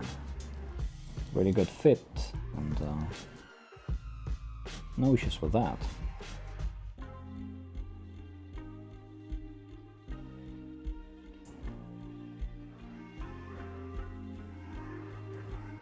What is the right freaking angle that I can insert this through? What the hell?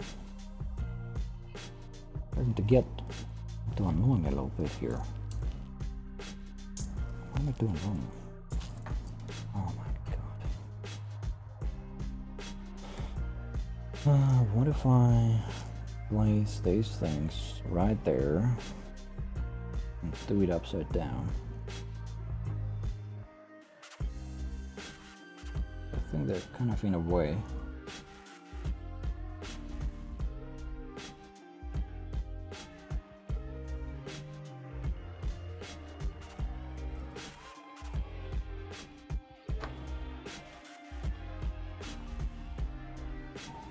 Will even fit like? Yes.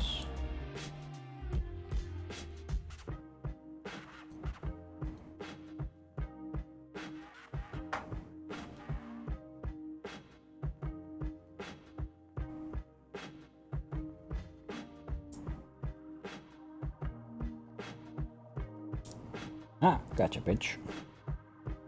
There we go.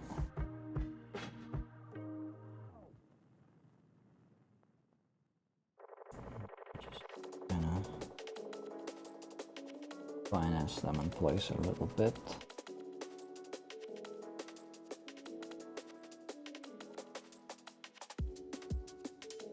Doesn't seem like it fit perfectly on this side. Something is in the way.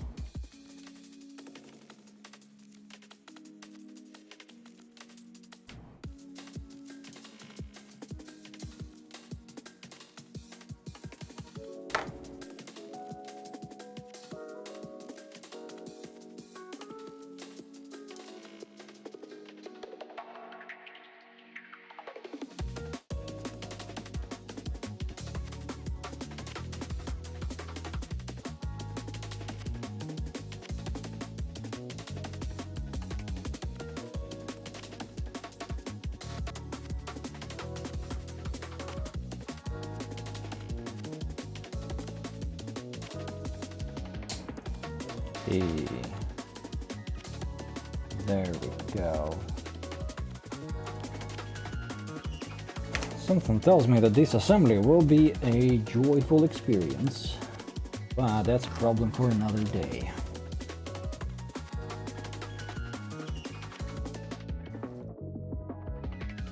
For now, it's all sunshine and rainbows.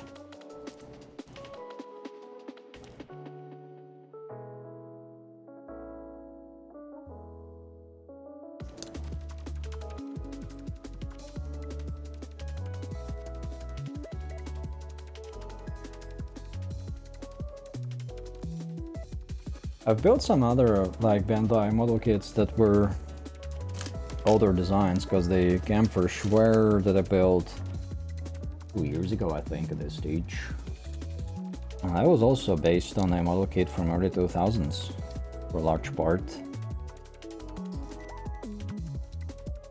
Just recolor, that was a more recent P Bandai release, but in nature it was a very, very old kit. This seems to be a bit more intricate design compared to that. That one was more basic. The inner frame, a bit more simple, a bit heavier, a bit chunkier. This has like intricate designs in it.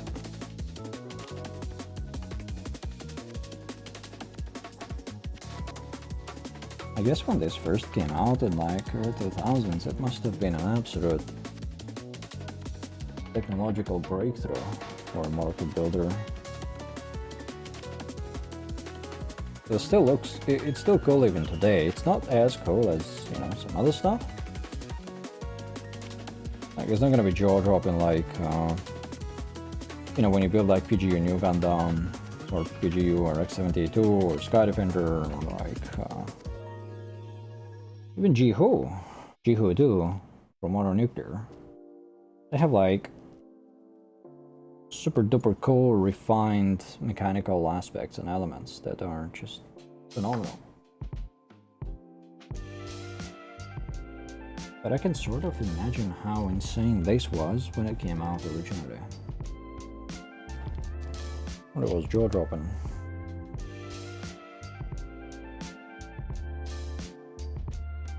That was like over 20 years ago.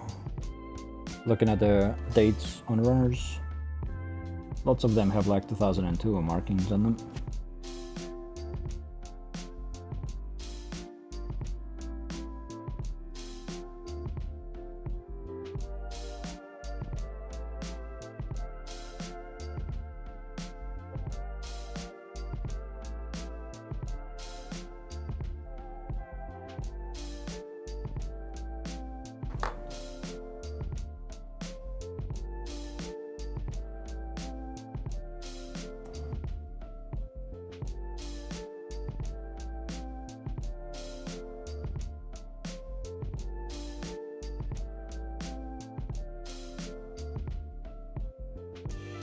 Crap, this is the most intricate V-fin assembly I have ever seen.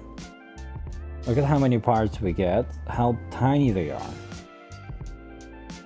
How, I don't want to say finicky, but intricate.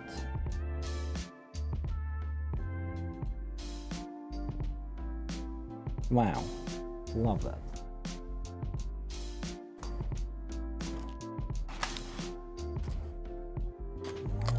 Pull out the rest of the thingies. The eyes are transparent, so maybe there is a chance we can do a custom LED for these eyes. Because they didn't do anything crazy with the eyes, they're just transparent. So that's good, means we have options.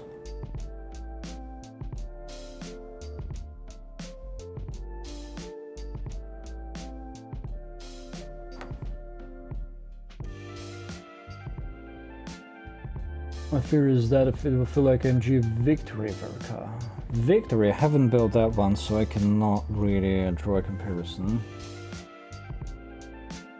to that, unfortunately. Cannot give you any sort of like feedback on that.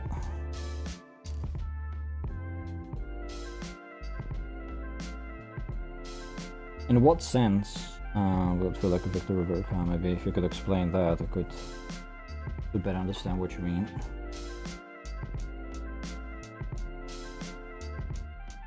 What about Victory Verca that, you know, you don't like? Okay, there is a little bit of room, but it's a single peg mount. I think really I could run an LED here. It would have to be a very, very small LED. I could place it right there in the middle. There is actually already some opening there.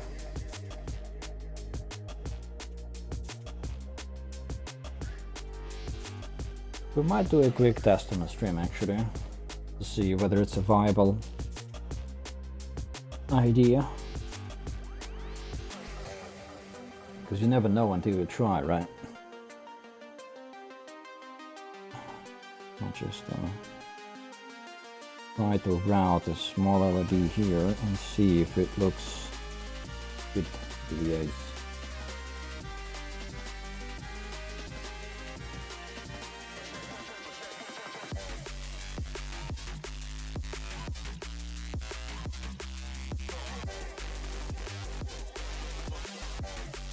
What's up? Welcome to the stream. How's the kid? I've been waiting to find it anywhere. Yeah, the kit is great, man.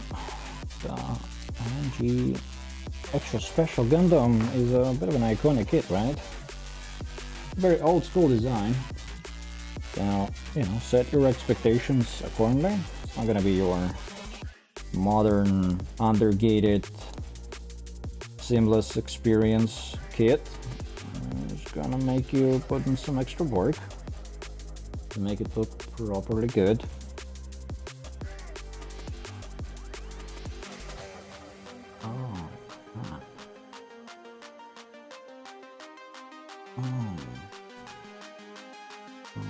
This thing might mean that we cannot easily run a custom LED here.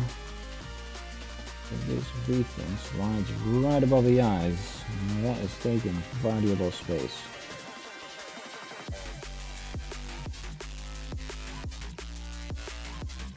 Could be an option though. You know what? Before we go ahead with head, let's actually do a very quick LED test. I want to see if doing a custom LED mod for this, once I'm done with out of the box, when I'm gonna disassemble this for top coating and detailing, I want to know if I'm gonna run a custom LED into the eyes and make it like a proper solution. To help us in that decision making, what we like to do is we'll test. What color is this? No freaking idea.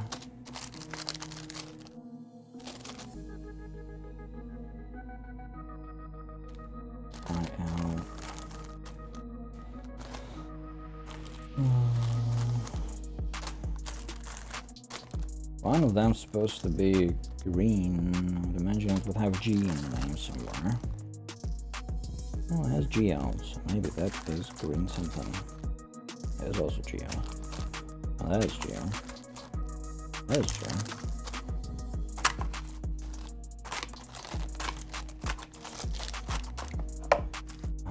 I need the smallest size possible.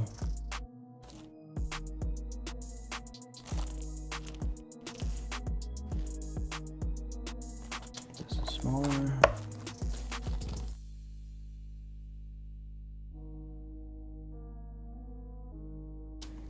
This is still smaller. Yeah, this is the smallest I have. I also have some of those super duper expensive LEDs from Evan Design. Let's see if they are smaller than these generic Chinese ones that I got.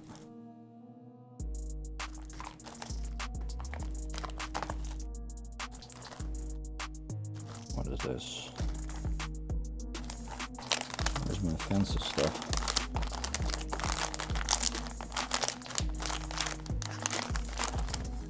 Clearly not here.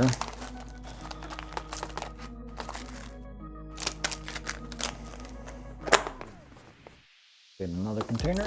Hold on.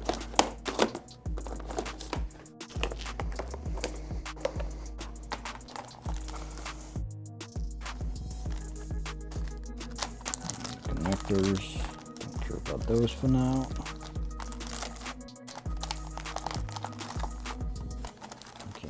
The LEDs. I don't remember if Pico is their smallest or definitely not the smallest. They're pretty large.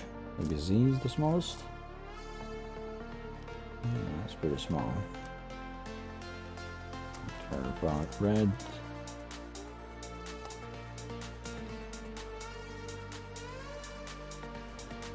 These are 5-volt rated, so they're a little bit larger with larger resistors. Okay, we have some to choose from. I don't think you can get smaller SMD LED than the Z from Evan. Might be wrong though. I think those are the smallest, at least at the time when I ordered last time a bunch of stuff from them.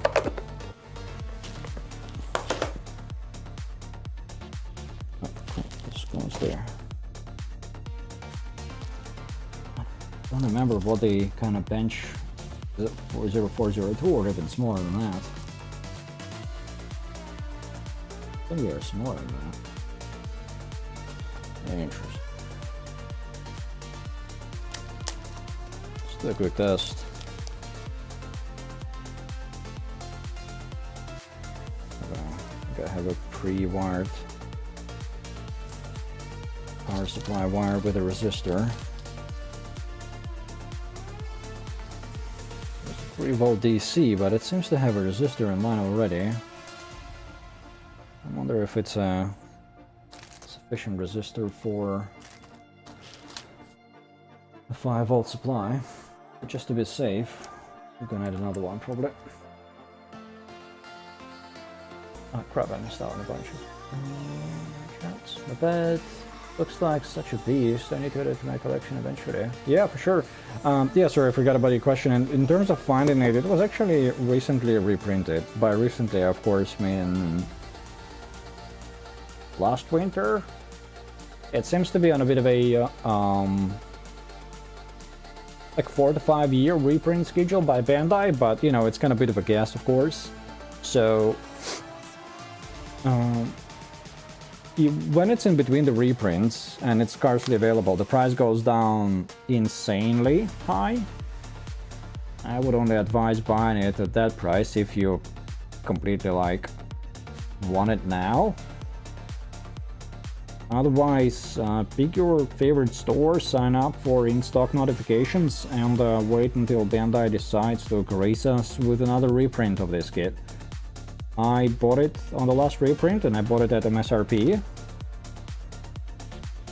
I also bought it through a store that I buy all of my first-party kits from, Gundam Extra. They also support the channel, so if you decide to give them your business, I'm sure they will treat you right.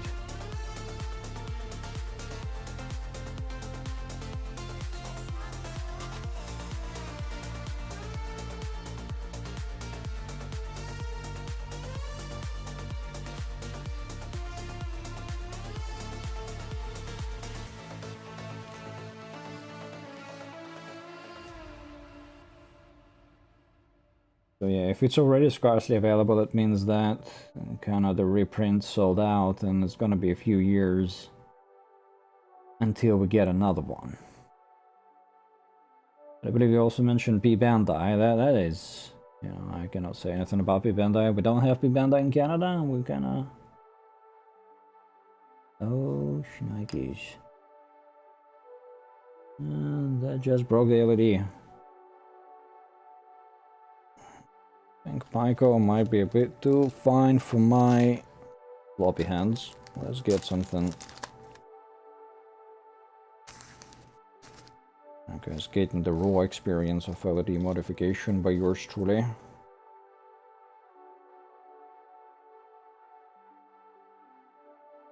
It is not a nice or seamless thing. At least when done by me.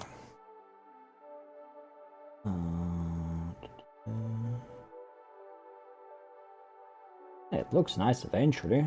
Probably saw it on Jihu. And I made that look pretty sexy. But, you know what they say about how the sausage is made.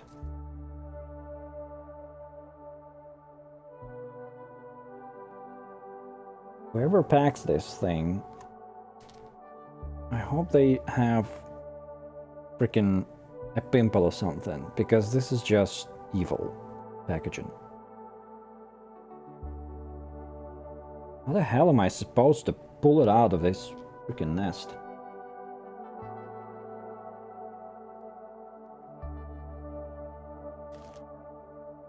I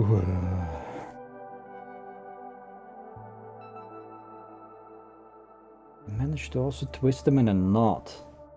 Oh my... Oh, got one. All right. Nobody breathe. Very intense situation here. Complete focus is required. Twist this wire so it stops going all over the place.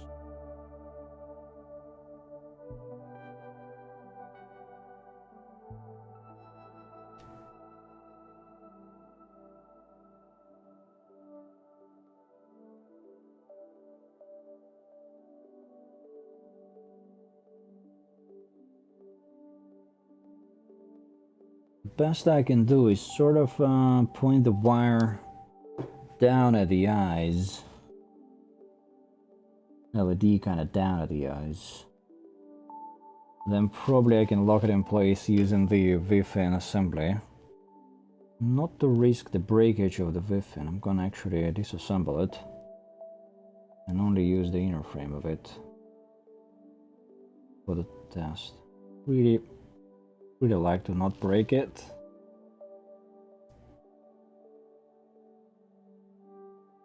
Oh my goodness, come on!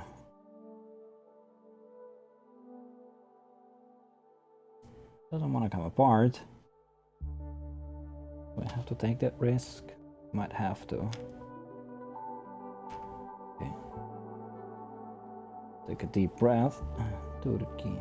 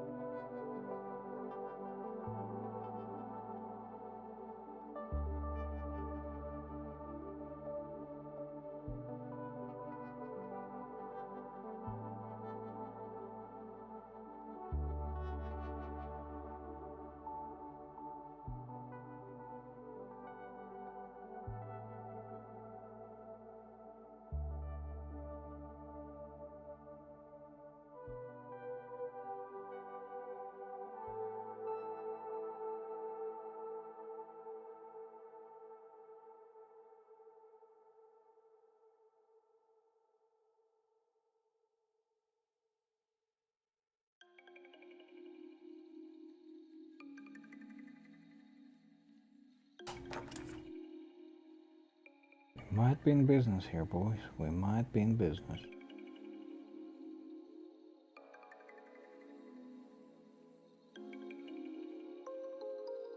Have to be extra careful.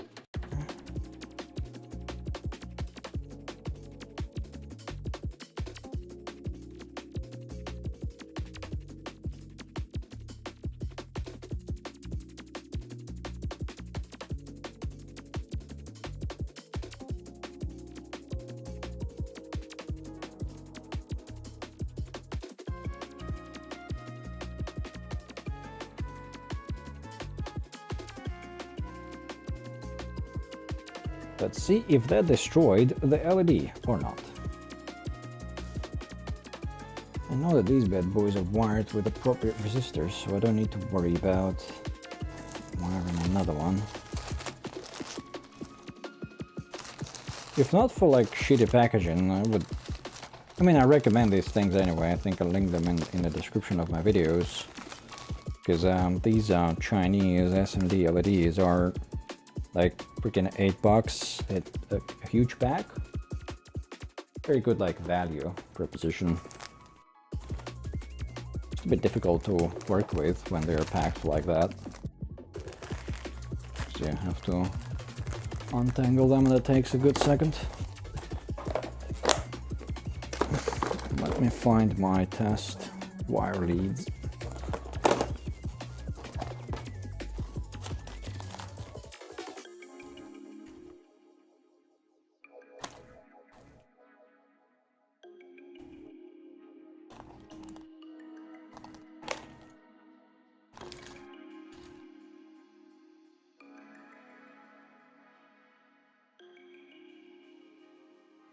Okay, none of this looks pretty or safe, but trust me, I've done it before.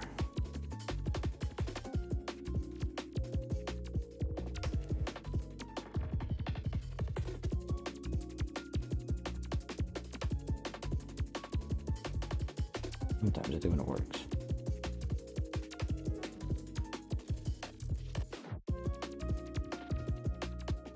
Like now. Ooh, baby.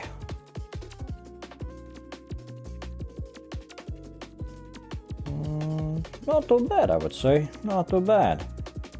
I would imagine the kind of the extra lights will be suppressed. And the light kind of, you know, the extra stuff on the sideways, the bleed, should be kind of controlled by the rest of the head unit assembly. if I guess try to put these side of the head parts in here, it should kind of demonstrate a bit better what the result will be like. But I can also always use a little bit of blue tack to rein it in. As the position of the LED is not perfect because it's kind of a bit more to the left. So the left eye is more lit up than the right one. We'll try to fix that. But I think the method is gonna work. It's actually surprisingly easy to run a custom LED here. If you have an LED that is small enough, which honestly is extremely easy to acquire, it costs nothing on AliExpress.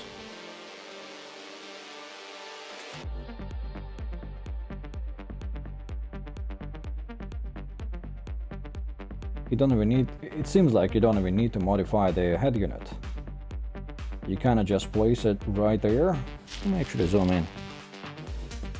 Have an easier time seeing what I'm doing here. Let's do it like this. I will try not to move my hands too much.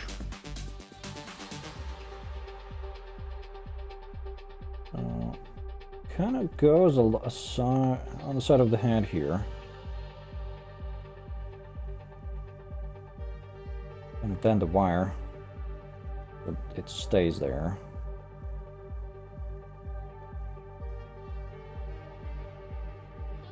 The eyes are a single transparent part. There is not much room behind the eyes. And if you try to modify the plastic behind the eyes, there isn't much to play with. But the transparent part that is the eyes has a little gap in between them at the top. Basically what I'm trying to do is I'm just trying to place an LED there in that gap on top of the transparent part. Like I have now, you see? Actually more or less even now. And then because the not Mohawk, but the V-fin assembly slides on top of the eyes, we can actually use it to hold the LED in place. And gently slide it there. Crap, a bit too much. Retry. Not a science, it's a bit of an art form. Also a bit of a gamble. Yes, be prepared to break a few eggs. Eggs being the lights, of course.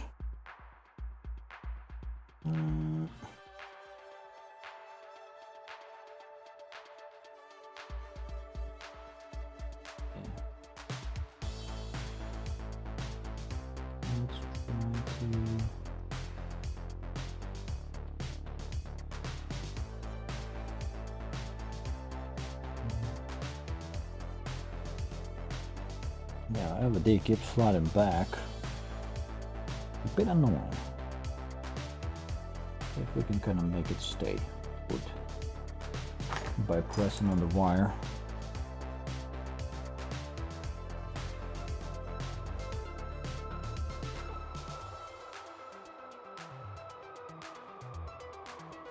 Now it starts to pull back on LED. I think it does that because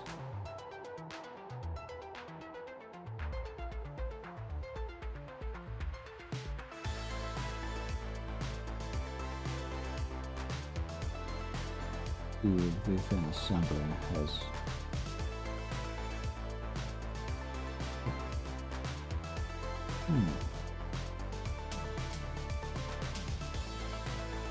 yeah, it kind of pushes it back towards the end. What I can do actually is I can take off the eyes, slide in the V-fin, and then put the lights on. Put the eyes on. It gives me a bit more room to work with at first.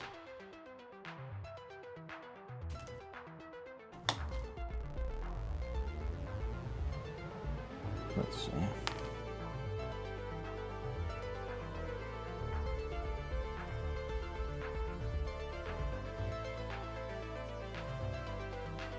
God damn it. I think I have nails for the looks or for the model kits. Would go wrong. Freaking very inconvenient. I need nails for my guitar. They're not helpful at all. Nuisance.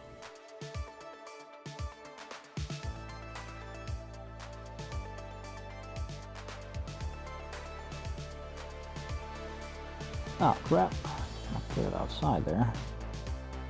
Hold on, hold on. So try the charm.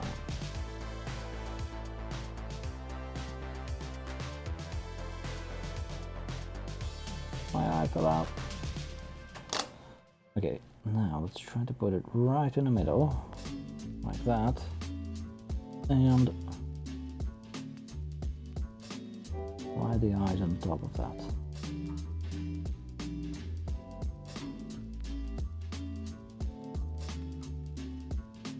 Ooh. Have I done it? Oh yeah. Perfecto. I think now the eyes look pretty sexy. Okay. Now let's try to put these things right there. How do I put them all?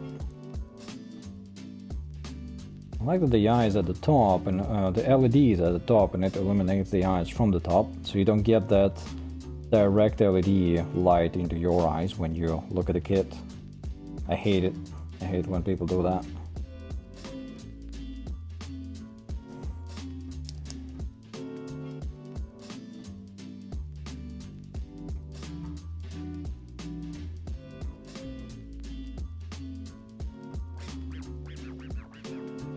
How do I just do with the mohawk? Why do I keep calling it a mohawk? It's a V-fin. Oh.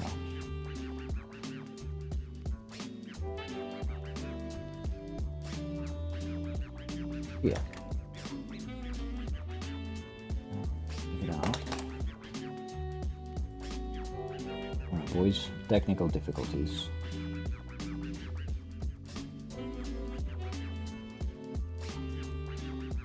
Show will not be interrupted. Are we in business? We're almost in business. There's still something that doesn't fit.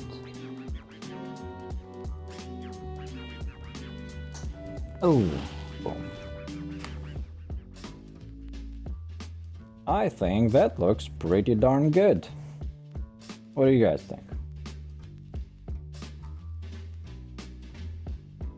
I think these eyes look pretty darn good. Look at this. And we can like change the colors pretty easily, man. At the moment it's obviously green.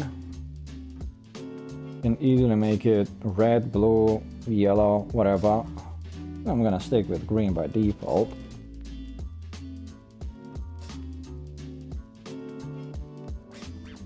But yeah.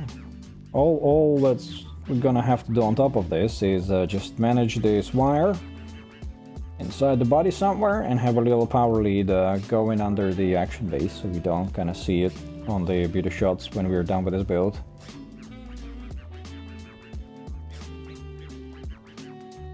The LED mod for EXS is definitely a major go. Let me zoom out.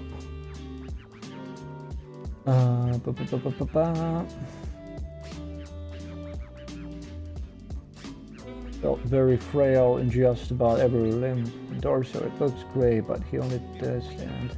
Which one do you mean? The MG is... Oh, the Victory. I gotcha. I cannot yet speak for the articulation of this kit because we're not quite done assembling it yet. But I'll definitely share any like extremely detailed review of this kit when I'm done with it. As per usual for me, I go pretty heavy, in depth with my reviews and builds and stuff like that.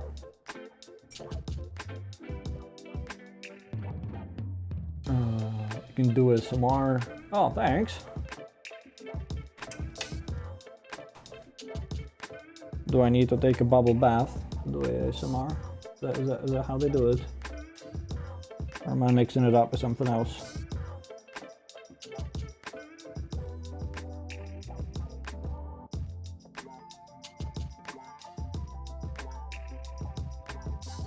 I can fart in the microphone. Does that work?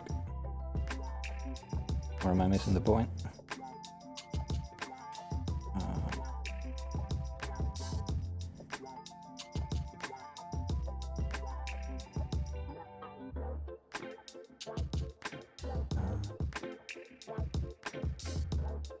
There's an itty bitty mine. Forgot to attach this. I don't think I don't really feel compelled to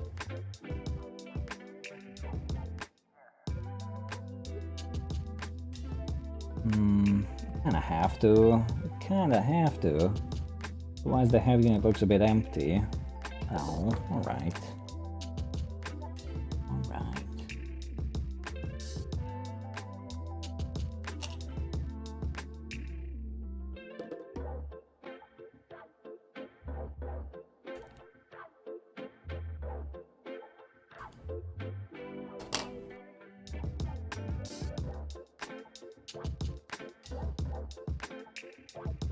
See if I can get away with only partial disassembly and trying to slot this thing in. Yeah, it's not gonna happen. Forget that. I have to take these sides apart. I'm trying to use the nails for once.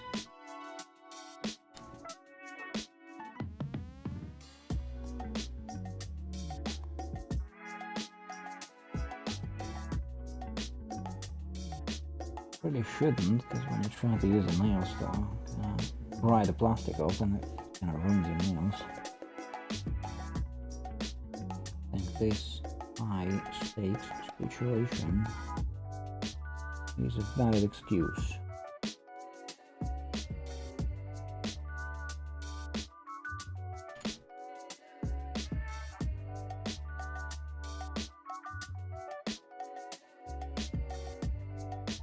Damn it, why?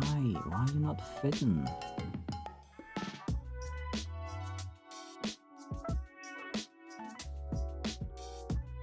Does it fit? It does. Alright, cool. Let's see if we can close it up now. No, it did not fit because they're supposed to stick out.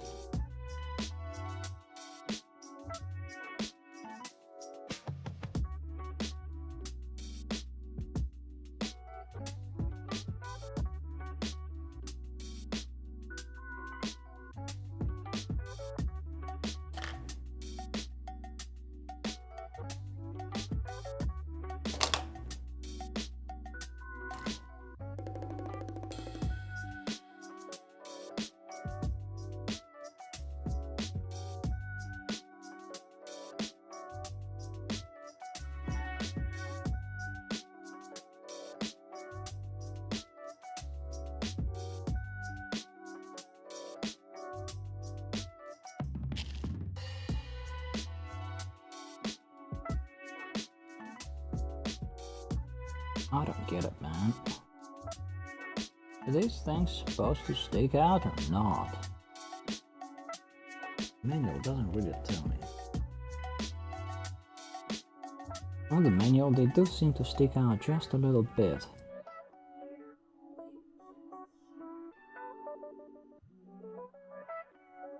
I'll try to close it up and see if it actually works.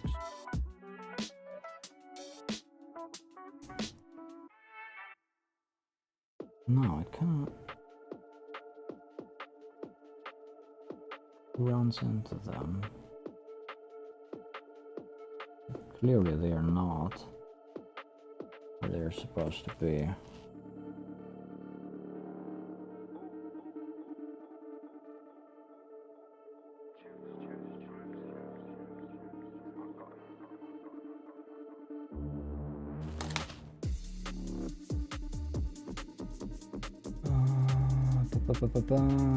Computation has come back from a long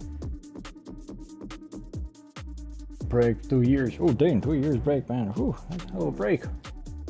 Any other kids to get through in the meantime, like the PGXA. Oh, PGXA is a phenomenal build, dude. I absolutely loved mine. If you like LEDs, get the Cosmos LED set for it. It's gonna elevate your PGXA to the stratosphere. It turns it from a phenomenal build into an insane build. Highly recommend that. My PGXA was a bit of a stressful experience because I managed to mess it up badly. It started to rain during one of my top coating sessions, but we recovered well.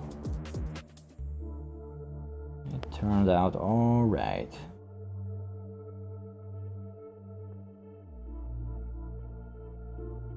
Hey Del, been a second. How you doing, dude?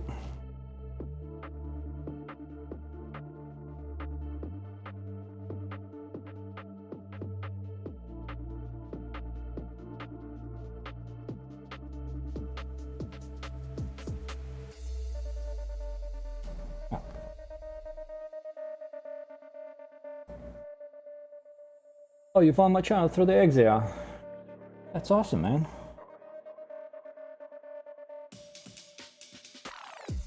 Yeah, that video is quite old. I mean, I think that was even before I started filming my videos with a camera. It was a while ago. It's 2 years old or something like that.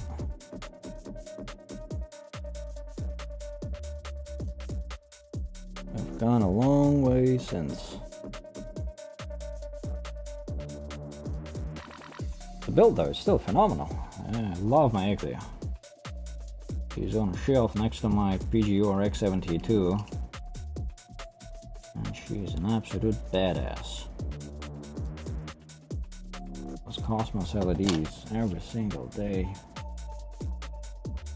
elevate my experience, or I guess appreciation of the kit. I don't know what I'm trying to say here. My fingers are far too big, my eyes are far too long to do the type of LED work. Well, my fingers are pretty sausagey as well, but in terms of the eyes, glasses, my amigo, glasses. And when stuff gets really tight and small, I highly recommend a tool like this. I mean, not exactly this one, but usually it's called like a helping hand for soldering. So it has like a massive magnifying glass, right, and a couple of crab holders, crocodiles, so you can do some real fine work. But in general, doing like LED mods and stuff like that, just have to enjoy the experience, because otherwise it's gonna drive you nuts. I like doing this LED stuff, but even liking it, sometimes it makes me want to commit felonies. Not that I ever done so, but it has the capacity to make you go mental. Most definitely. And people that tell you that it's not, those are the people that actually go and commit felonies. You should check their basements. They're lying. They're hiding bodies.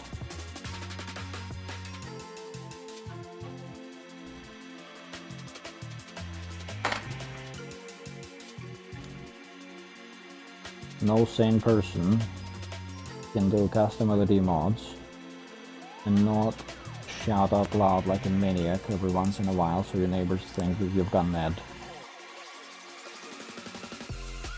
Because that's what LEDs do to you. Alright, I think it's coming along pretty nicely. Because we took way longer than planned for the head unit. But I think it's worth it, if I say so myself.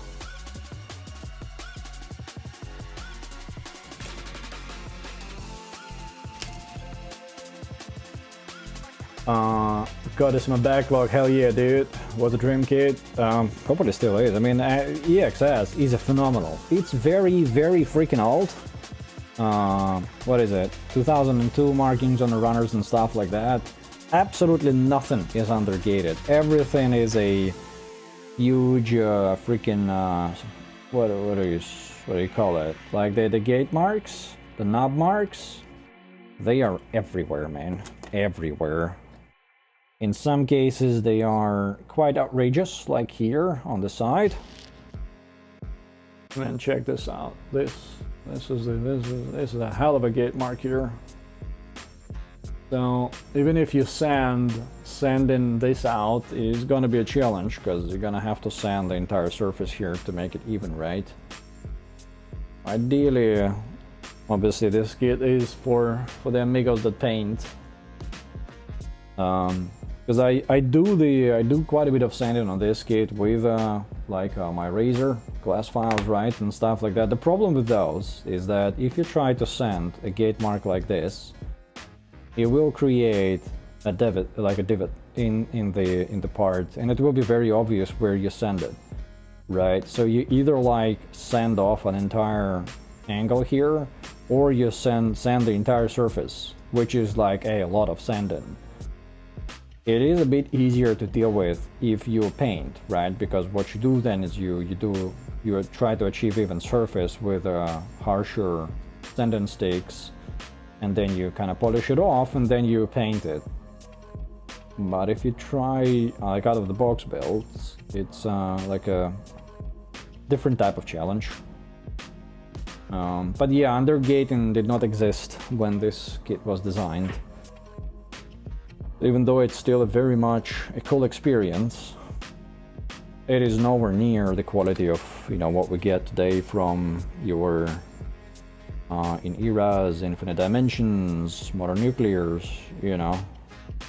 Even Bandai, right? They've gotten the undergating going on too. So this kit is a throwback, hell of a throwback.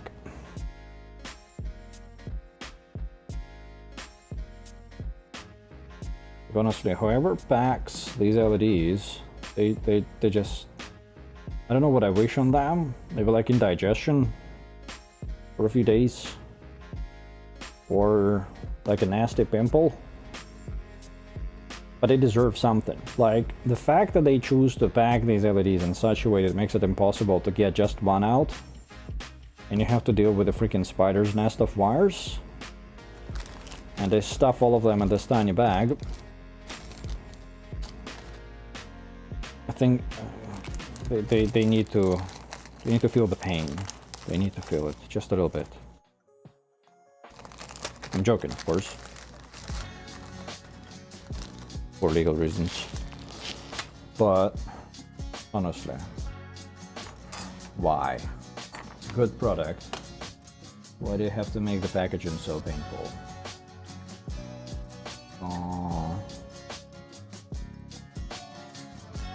Can I now assemble the...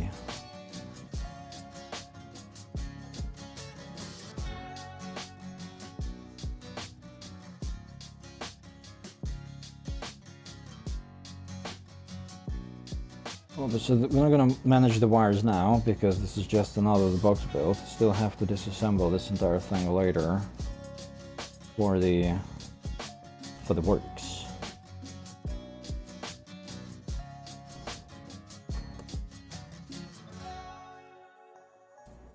So for now, the wire is probably going to be very much visible, but that will not be the case for the final product. Final product is going to be pretty, and the wire is going to be tucked away. Well, maybe we can manage just a little bit now too. Let's try to...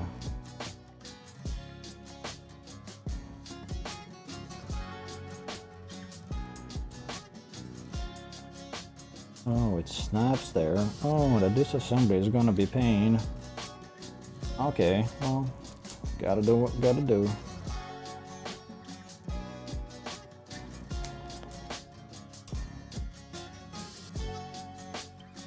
There we go. So now we have that in place, and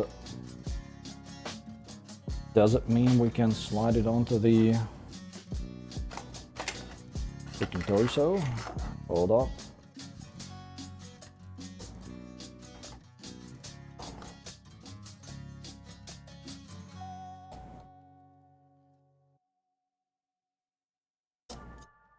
Okay, you kind of a bit of a nuisance, you little core fighter. How about you just piss off? Thank you.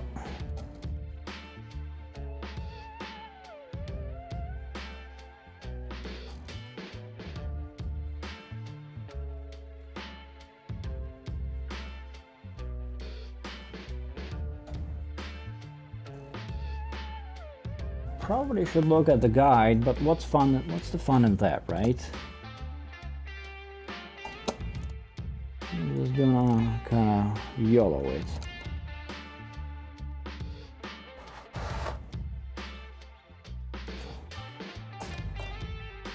Okay, and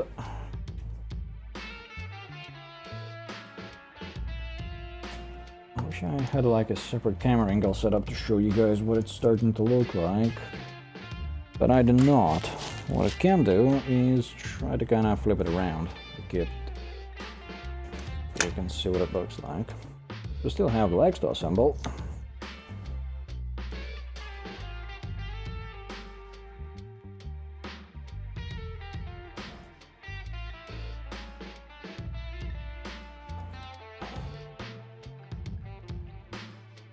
Ooh, baby. Even with the old school design and like no surface level detail or very little, it still looks absolutely insane. Like, look at this, boys. Look at this. It is such a badass dude. The LED's still working? Ah, surprising. I'm very surprised that the LED hasn't broken off yet. I've been manhandling it as a test now, but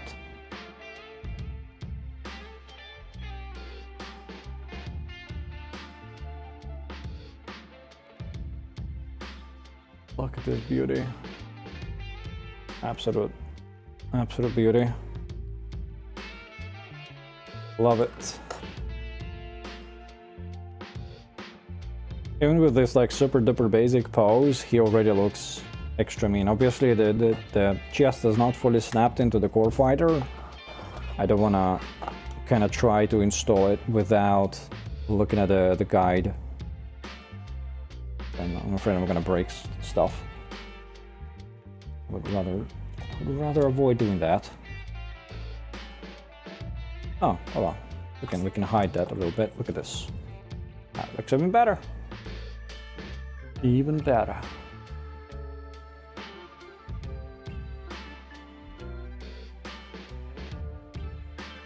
Let me catch up on the chat in the meantime. Busy as always. Hell yeah, dude. Same. That's the reason I haven't started yet. I need to get LEDs for it. Yeah, I mean, if you get Cosmos LEDs, those have guides, manuals, and stuff like that, and they are... you don't need to like figure things out on your own, if you will. They're like proper kits, really. Like, you know, everything is pre-arranged for the kit that you buy the LEDs for. You won't have to do what I just did here. Obviously, no. MGX with metal frame with LEDs plus. Ooh, damn, that is a crazy build that you're working on, my dude. Metal frame and LEDs. Ooh. Best video showcase in the Cosmos that kit too. Oh, thank you, appreciate that. Cosmos does LEDs right. Hell yeah, they do. Hell yeah, they do. I was starting to think that they maybe lost their touch, and then recently we did MG with DAR, and I was like, oh, all right. They kind of reminded everybody who's the boss in the LED scene. Really like with the MG Vidar, completely unexpected, but they went all out with it, replaced parts of inner frame, such a cool LED kit, like without a doubt. And my PGU new LED set from Cosmos should arrive maybe next week, and obviously once it does, everything else is gonna get put on hold, and we're gonna immediately install that and review that. And I think I got the version that comes with 6 fin funnel effects, so that's gonna be a big ass LED set and a dope light show. Clear of all the fires. Yeah, thank you, my man. I'm in Toronto, so we're kind of clear of that. Up north, of course, quite a few peeps that I know are affected by that, which is, you know, horrible stuff that's happening. But, you know, it is what it is, man. I know that, you know, lots of peeps are working on that, trying to keep people safe. So yeah, hopefully, you know, if you know anybody there, everybody's cool, everybody's safe and sound. But yeah. Bit of a shit show that happens. Static files with a fine point. Yeah, I know. I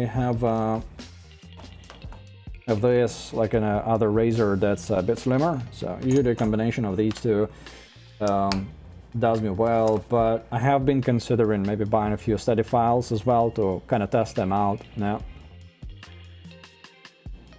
Upscale real grades, I absolutely freaking love them, particularly New Sazabi and Hainu. I haven't done the New Sazabi, but I have ordered Hainu. I think both of them that are coming out. Right now in front of me I have real grade Xeon that I haven't yet built, and I'm considering, once I'm done with the AMG EX AXS, this build, right?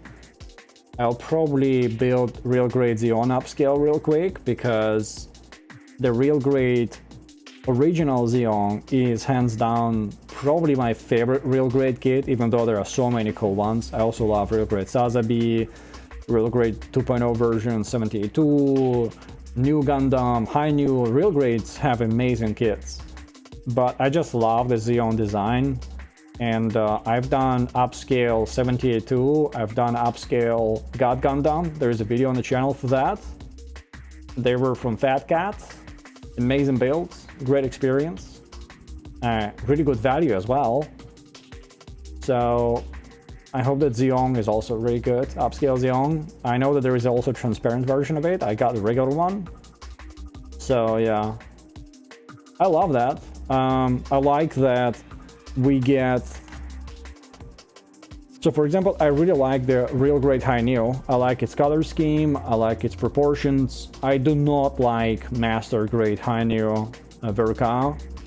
It's just not the version of the design that I like. Like, if you like it, you know, all the power to you. Nothing against that, but I don't. I don't like its purple colors, stuff like that. So having a real grade Hainu in 1/100 scale is definitely something I'm looking forward to, and I like they do that. Like, I don't think Bandai would ever do that for us. Obviously, I'm not gonna go into the, you know, IP infringement topics and stuff like that. That is way above my head. I'm too dumb to consider those things.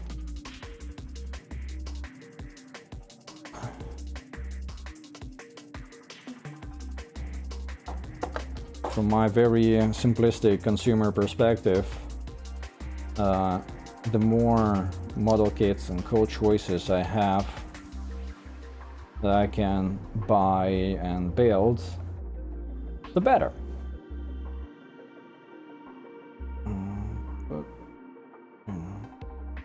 Usually when I review something, I kind of don't hold back. Whatever I like, whatever I don't like, I just kind of put it out there. And it doesn't matter if I buy the kit or if I get it for free, if I get it for free from Gundam or from the manufacturer directly. You know, so kind of take that risk.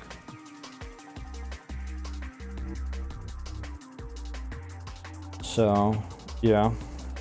I like that with third-party kits especially, being so prolific now. the value proposition is so much better than it was like even a couple years ago. Oh crap, because the bang for the buck that we get these days per kit is just truly nuts. And I remember when I was building PGU Gundam earlier this year, even though I got it at a damn good deal from Gundam Extra, right, who do support the channel. Even for the price that I got it for, it was just a bad value, just straight up bad value. And it really soured my experience with that kit, because from the technical perspective, engineering perspective, from that perspective, PGU is a phenomenal kit. The inner frame on it is just glorious. But the simple fact that they chipped out, big time chipped out, on the action base, and they reused the Unicorn action base, that's been out for freaking decades, I think. And it's totally not designed for PGU. For a kit that costs as much as that one, it's just bad, man. Bad. There's no excuse for that.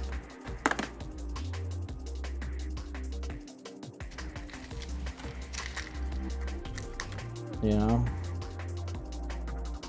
And I hope that, you know, it makes Bandai do better. I'm still to see a third party make a decent action base for PGU Gundam. I would really love to see something that is purpose built for that kit, something that allows you to articulate the fin funnels, kind of place them around, you know, scatter them around. It's not that complicated, I would think. But I haven't seen anything yet, and the original stand is just good. Let's not try to sugarcoat that.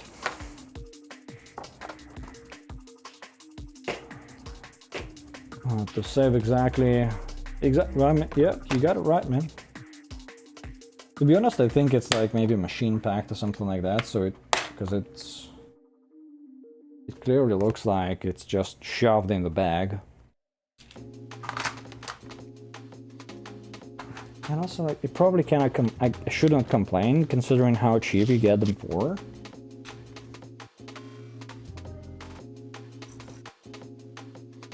But, you know, if I didn't complain, I would never do reviews. Because I complain, I'm pretty, I think, say, good at doing reviews. Not a challenge for me to come up with things to complain about, I guess.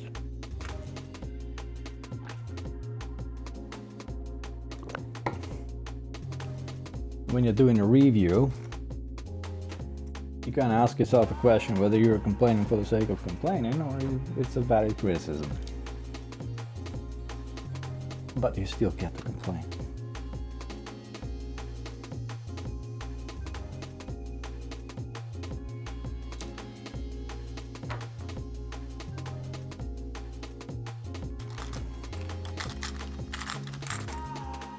Upscaled Sotheby, excited about High-Nu, which I'm gonna recolor red. Ooh, nice.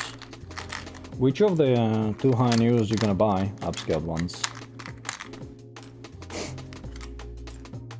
I decided not to get the upscaled Sotheby because I still have to build the original Master Grade Sotheby Verka. I kind of like that design. Didn't feel like I had to buy the upscaled Sotheby necessarily. Maybe one day I'll get it. I know that the High-Nu, there's at the moment, I think 2 on offer for pre-order.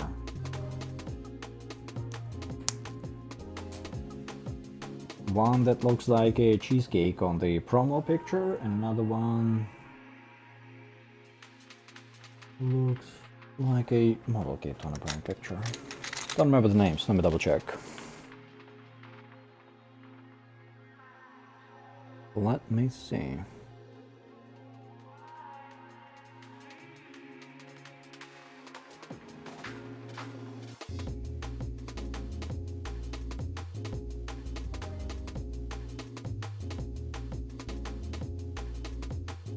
Okay, that is one.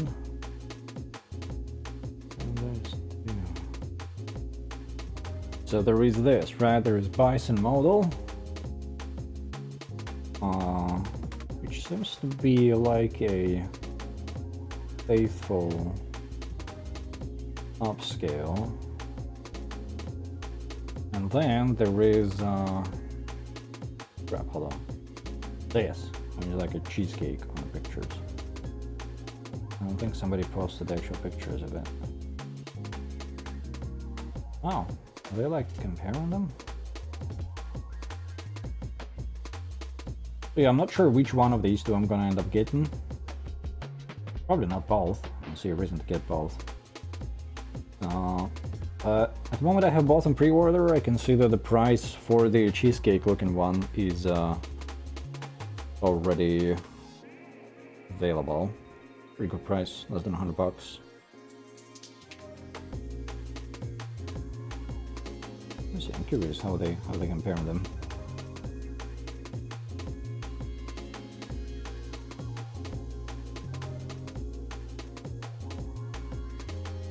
So this one includes alternate head body, front skirt, and fuel tank space and garage kit. Oh, so the Bison model also includes like garage kit, conversion kit parts. Oh, I might actually end up getting Bison model then, because you can sort of like differentiate it from the real grade. Because I have real grade and I have it like fully top coated and kitted out with a Cosmos LEDs as well. Interesting. But yeah, there seems to be like a full-out upscale market now, with Fat Cat striking gold with that, and lots of others jumping on the bandwagon now.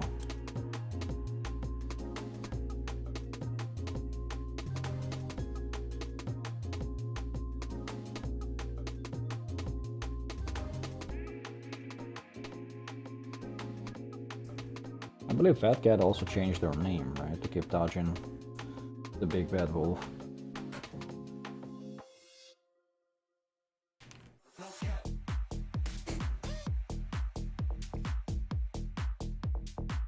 You never get enough, so I've been doing high note. Hell yeah, dude. I'm getting the cake manufacturer one. Same as the Sazabe. Okay, cool. Let me check. I didn't even bother checking what their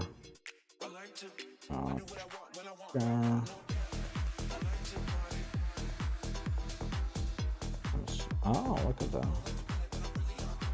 That looks beautiful, man. Beautiful packaging. The parts seem to be very similar to the real grade. Yeah, it looks great, man.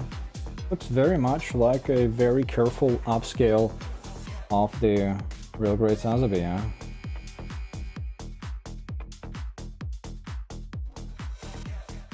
If anything, it's a bit, I would say, maybe plain, because the MG Verka has a bit more detail in it. But looks cool. I hope the articulation is good. Because the thing about Fat Cat, they didn't just upscale, they also made sure that in the upscale of God Gundam and the Rex 78 they sort of like strengthened the inner frame a little bit through some like smart decision making. So the inner frame is still plastic, it's larger, but it's very, very capable in terms of articulation.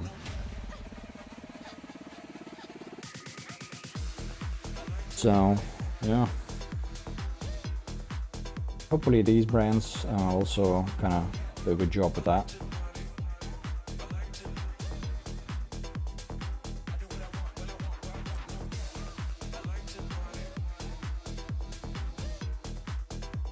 I totally agree with you, man. Especially the new Gundam. I have I've built new Gundam, real great new Gundam. Then I've added a fin funnel expansion set for it. Then I built High New. I added Cosmos LED set to it. Then I built PGU new. And in my backlog I have first lot real grade new. I have double film funnel, real great new. I have side FF, real great new. And I think I have another one. I don't remember what type I have. No. So I have a lot of news in my backlog. Need to build all of them one day. Or need to share them with the community somehow.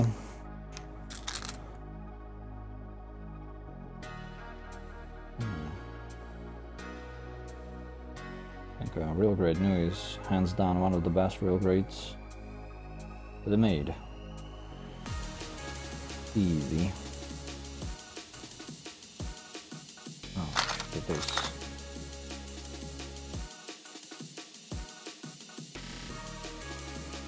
And they made a lot of versions of it.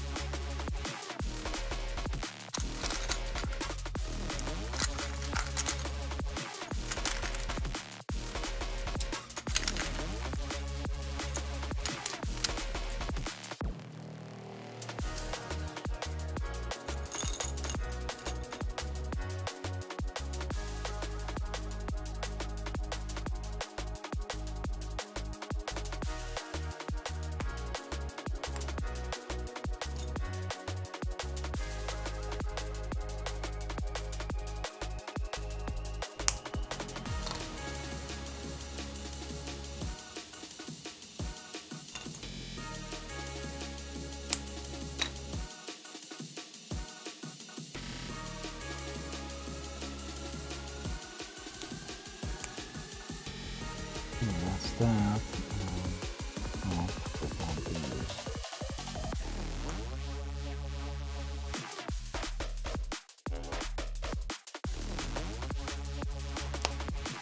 pretty tight fit.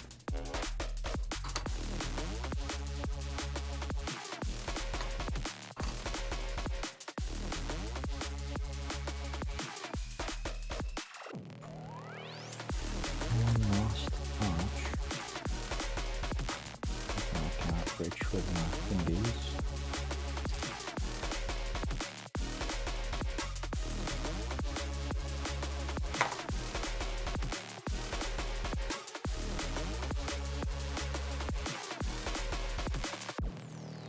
I also have the FF Neo Clear and normal. Oh, I didn't know they made clear version of that one. Double fin funnel, clear, and the one I want is a rollout color version. Rollout? I didn't know what color version that is. You know, speaking of Sazabi, one of my maybe like my grill, one of my two grill kits, Bandai grill kits that is mechanical clear coating version of Sazabi real crate. You know, the one that's like super duper expensive premium Bandai thing. It's outrageously expensive in Canada because we don't have Bandai, but it's such a cool looking kit. Oh, lordy.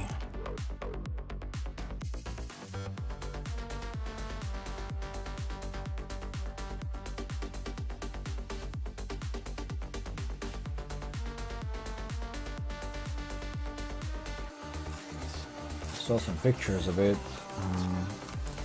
Time ago on Reddit, somebody built it. And, fell in love.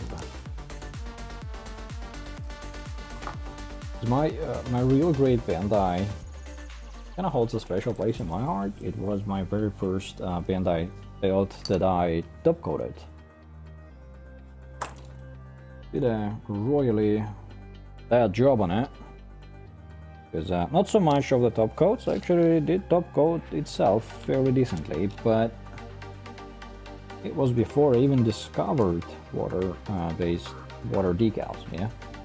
So applied all of its stickers and then I top coat it on top of those stickers. You know, bit of a mess.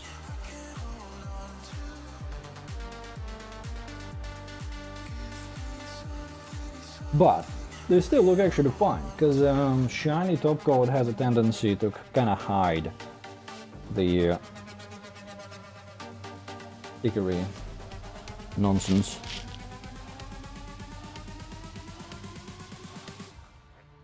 And then sometime later I revisited it, and I think there is a video for my revisit of Sazabi on the channel, and I modified it with custom effect parts from Effect Wings, I think, but I modified those by adding massive LEDs to them. So now my real grade Sazabi always looks like it is firing its rocket pods, and they are lit up in yellow, the rocket pods. Looks really dope.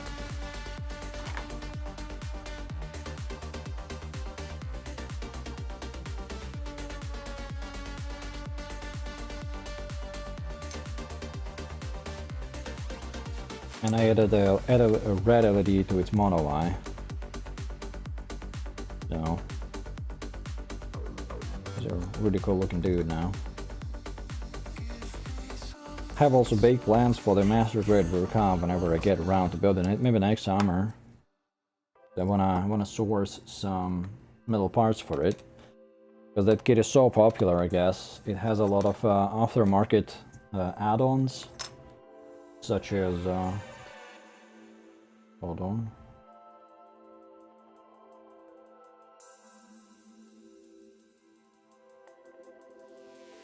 It has metal verniers, it has metal tubes, replacement parts. I think it has some other stuff as well, like some effect parts. It's super duper detailed, so if you like detail and top coat it, should look fire. I'm hoping to get around to building that someday. And I got it on a special occasion. I got it as part of Secret Santa on Reddit Gunpla thing. That was pretty cool. Getting it as a gift from a random person as part of the community is a cool thing. Not just a your regular purchase.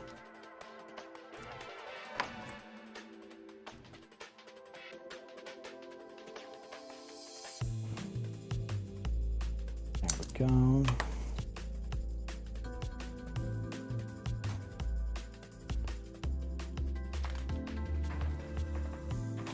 Well, unbuilt still.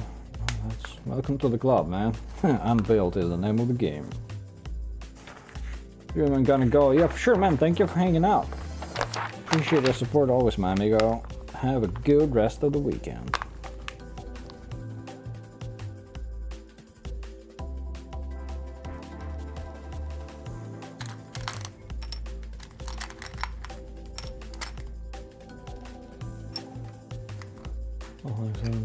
Try to customize about my stamp with red a little bit.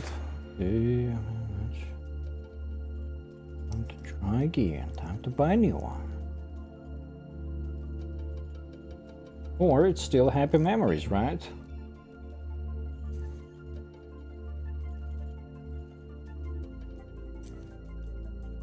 Either way.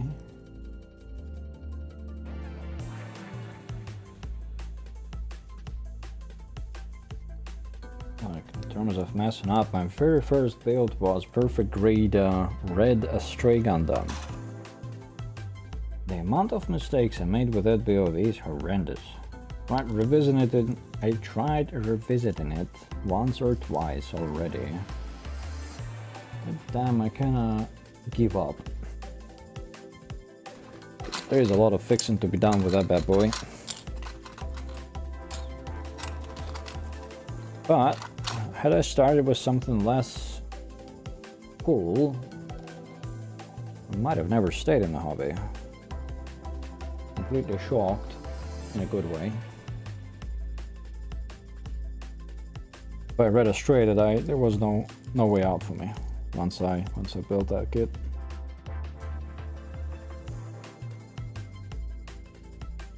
They're supposed to look forward, okay. Got the clear cover on accident, the list didn't mention it was clear. Oh, lol.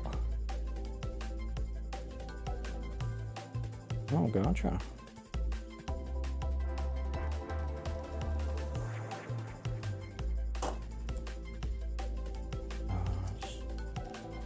Where is this? Oh, I should have probably matched it first.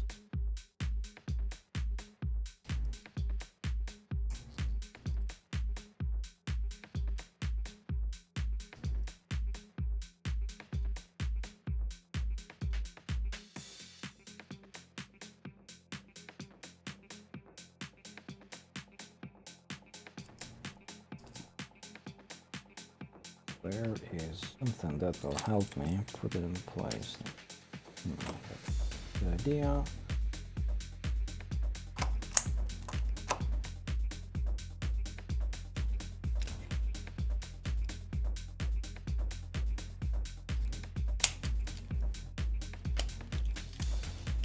There we go.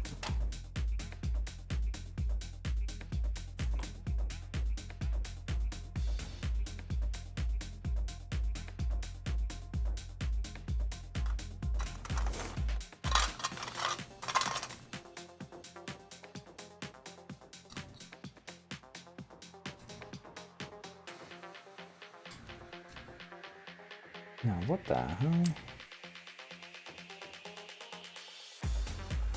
Where does this? Oh, okay. Okay. Gotcha. Gotcha. Where's the base plate?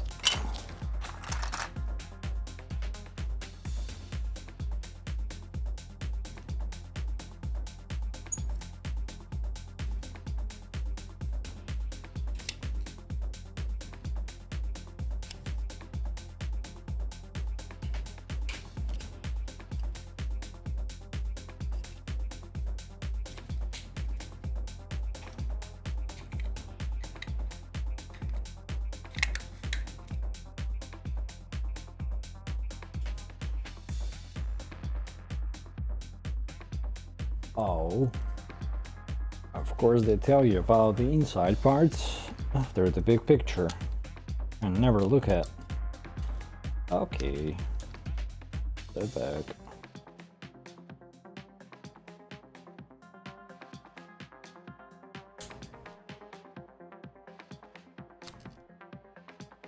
You would think that by now I should have learned to look at the small pictures first. But no.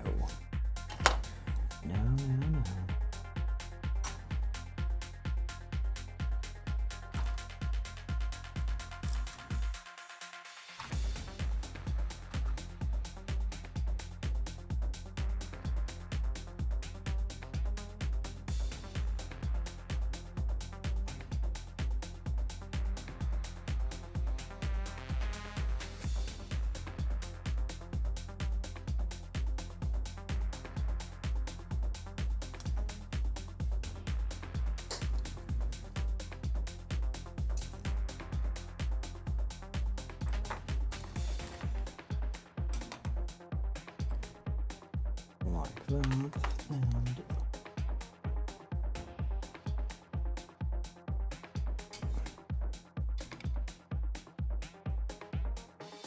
yes. Oh.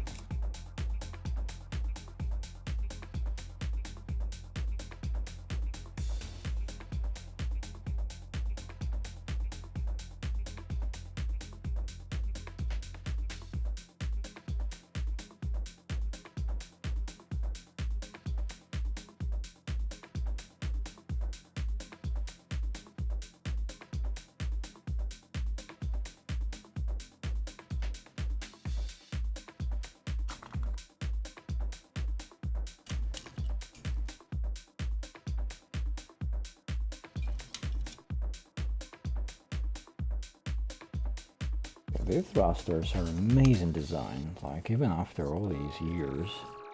Rather plain design, such a cool design though. I think I'm gonna silver line these details.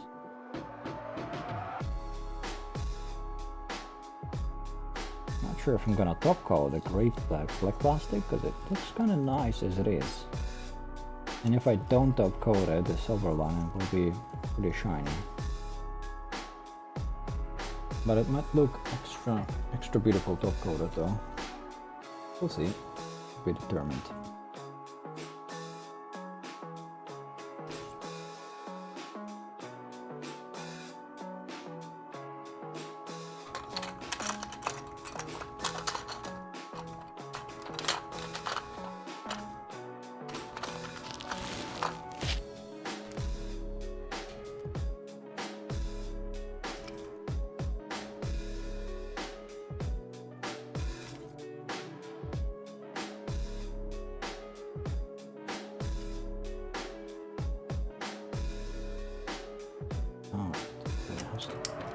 This? Okay, whatever.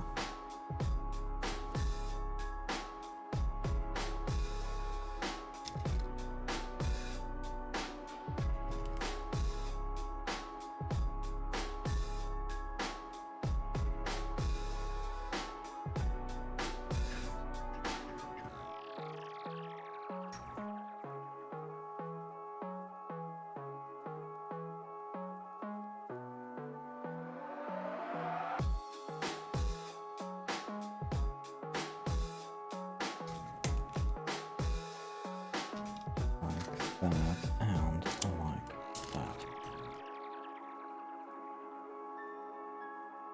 Where are the itty bitty parts from that?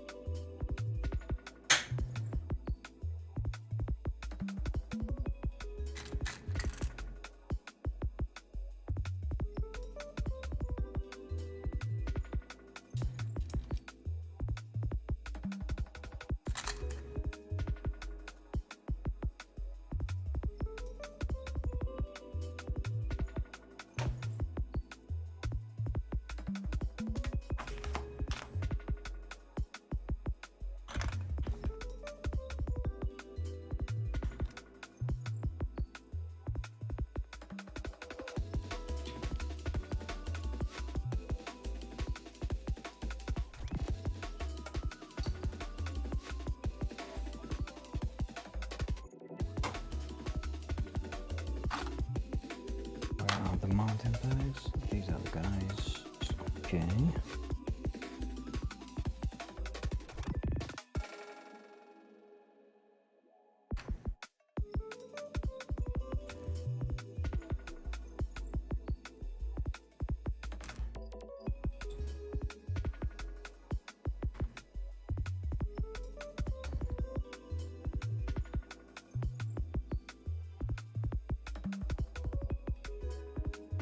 To be keyed. Is the mountain hole keyed? No, it's not. Okay. So it doesn't matter.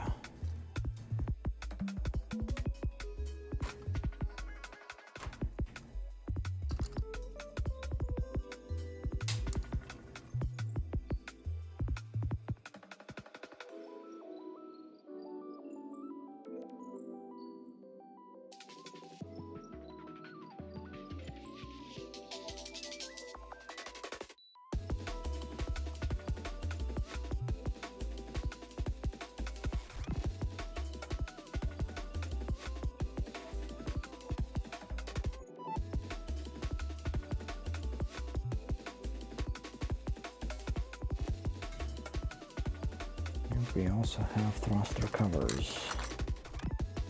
That should be these guys.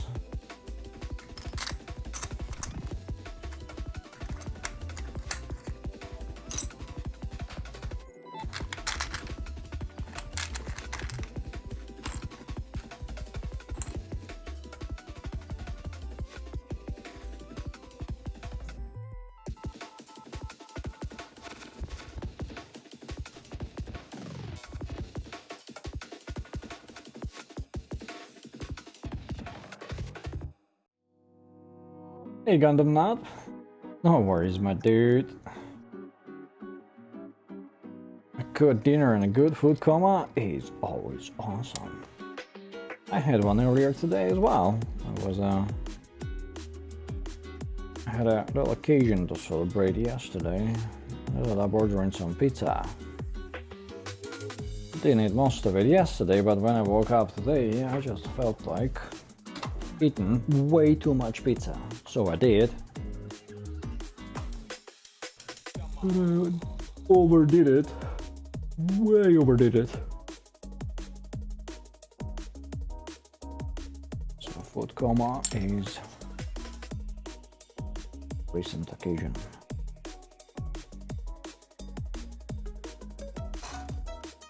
Hey, you missed some interesting parts of the stream, my dude. We did some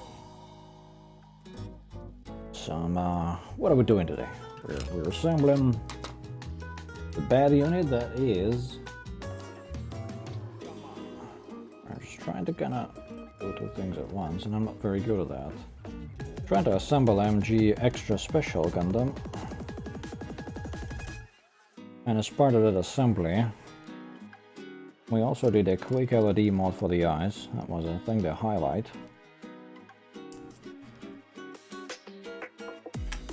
I'll scroll back to see how that went. ELDR, pretty darn good.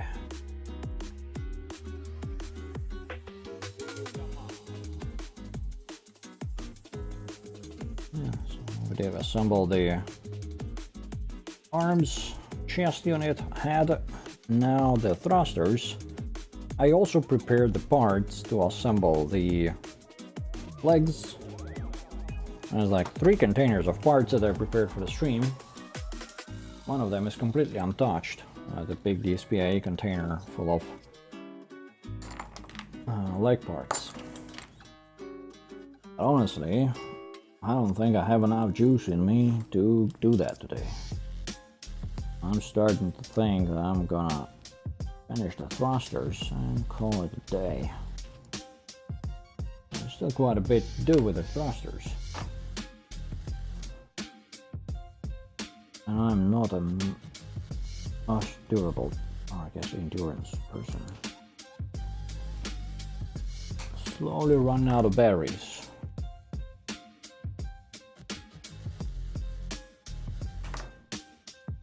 Plus, I'm kinda been hooked on that show called Silo on Apple TV.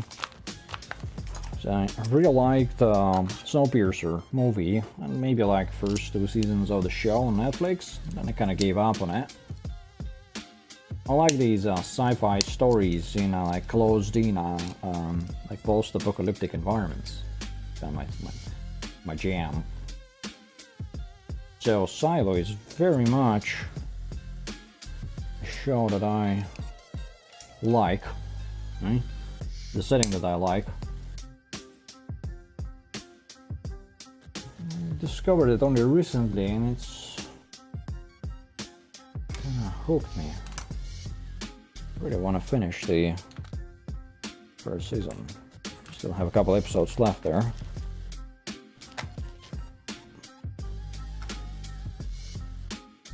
Finish the thrusters here, wrap it up, and go look at Rebecca Ferguson doing her thing.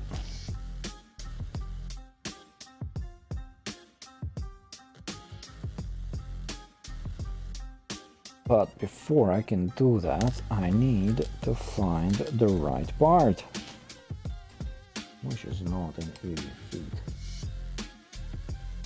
Q19. Where the hell is Q19? It's on the runner, of course. Guess it's better be on a runner than elsewhere. I've been using your codification, buying stuff, condemn it, so you should see a small rise in points, bro. Oh, thank you, dude. I really appreciate that. Gonna give it all to Dell. Oh, dude. You don't have to, you really don't have to, but every support is something that I truly greatly appreciate. being able to have live streams like this, build model kits that I really like, is honestly not something that I take lightly.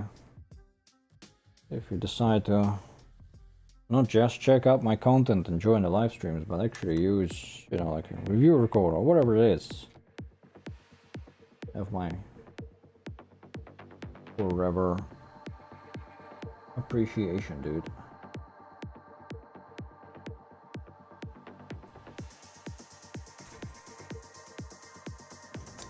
Absolute rockstar, dude.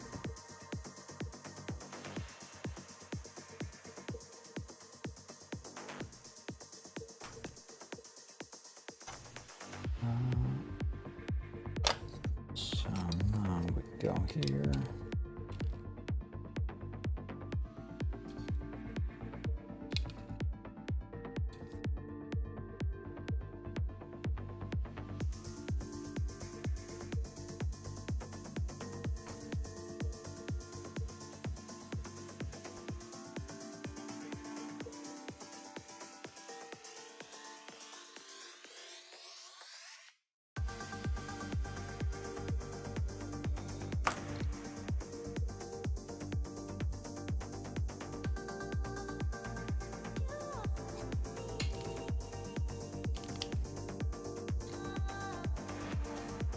Oh, so like that.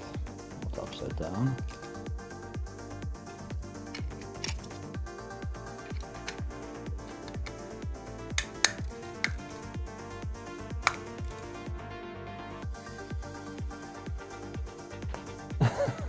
Thanks, dude. Appreciate that too.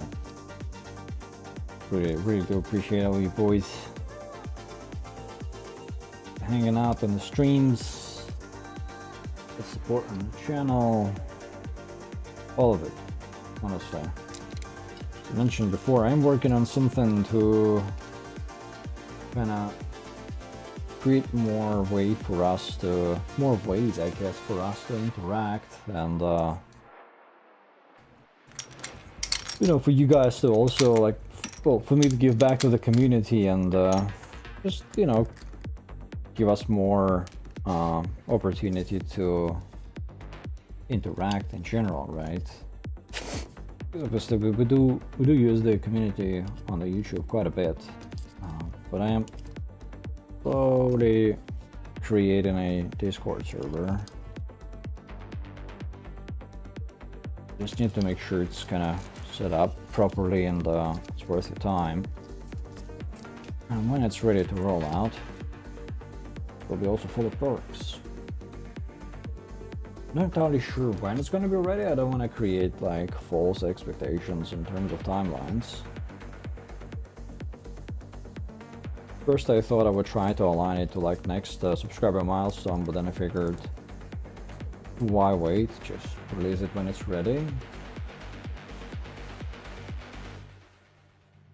And for the like next major milestone, we will find a way to celebrate that together. But yeah, soon enough, we'll have that, and I'll find some interesting ways I'm currently working on for you guys to be rewarded and appreciated for supporting the channel. Yeah, also stay tuned. Very good stuff. Keep suggesting, goddammit, to also reconsider how the review records work. So it's you know, kinda not benefiting not only the reviewer, but it's kind of that's their thing, right? It's their business. Don't know anything about that.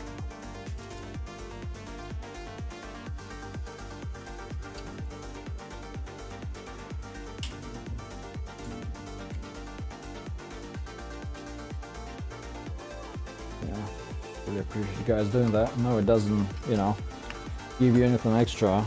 So the fact that you even, you know, consider doing that is already more than I could ever ask for.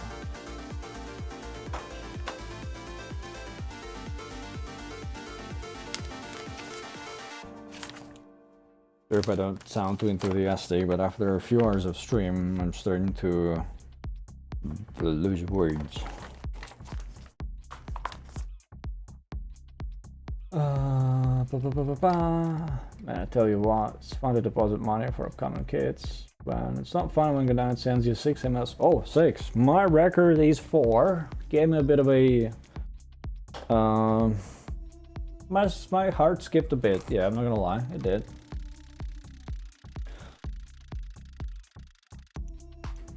I think it was about a year ago when I was still into hot toys.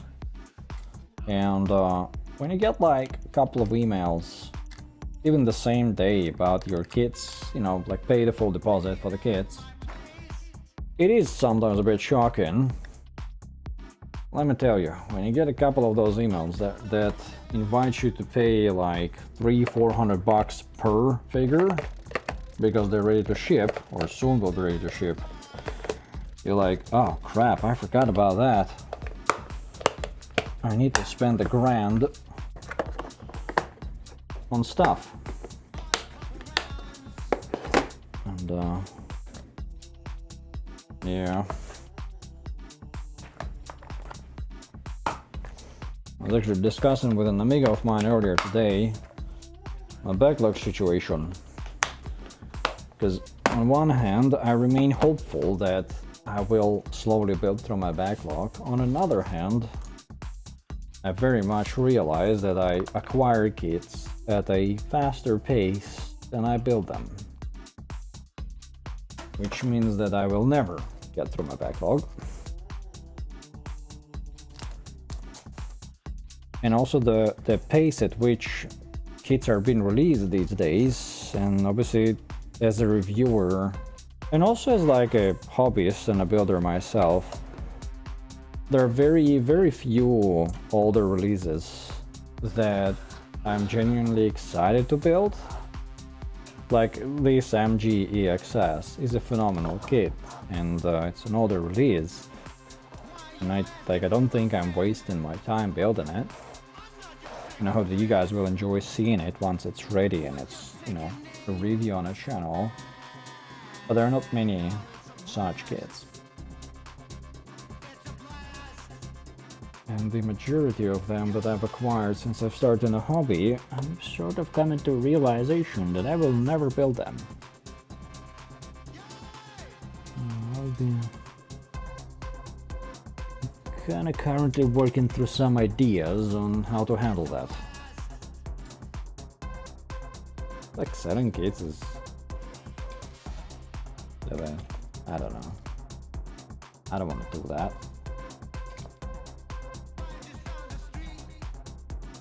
Rather find a way for maybe for me to spread the joy of this hobby with more peeps or something else. I don't know, we'll see. I have some ideas floating around. It's a very finicky process trying to attach the boosters with the arms on the kit, so I might actually get them off.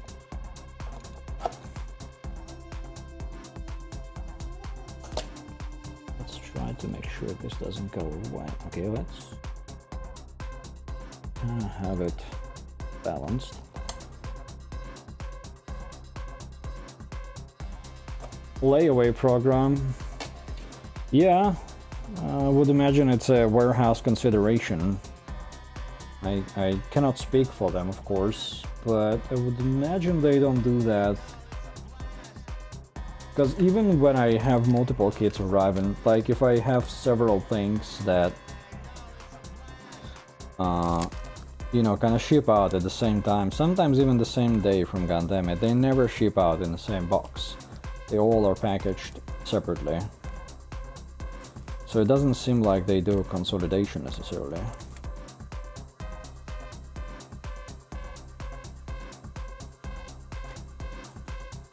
At least in my case, that's always been like that. I don't know what's their warehouse situation. It seems like it's very like lean kind of things are coming through, rather than get stored for a while. Like on Gundam Extra, for example, where I buy my first party kits, I have kits that stay in their private warehouse sometimes for like a year.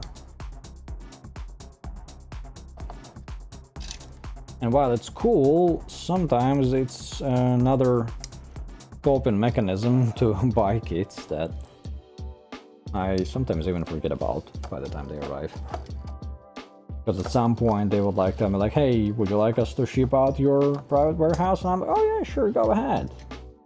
And then a gigantor box arrives and I'm like, where in the hell did I buy this? Or that, or this. So... And I also have the same situation with HLGA. Oh, wrap. Don't want to snap the, like attach the torso completely, because I will need to disassemble this kit for top coating and detailing. But because of that, it's very, very flimsy. Because nothing is locked in. So I would imagine Gundam doesn't do layaway because they kind of run their warehouse super lean.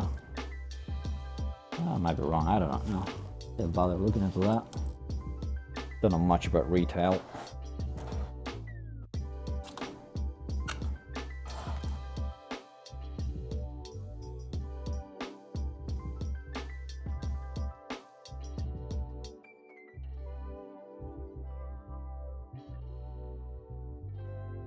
No, what's their name?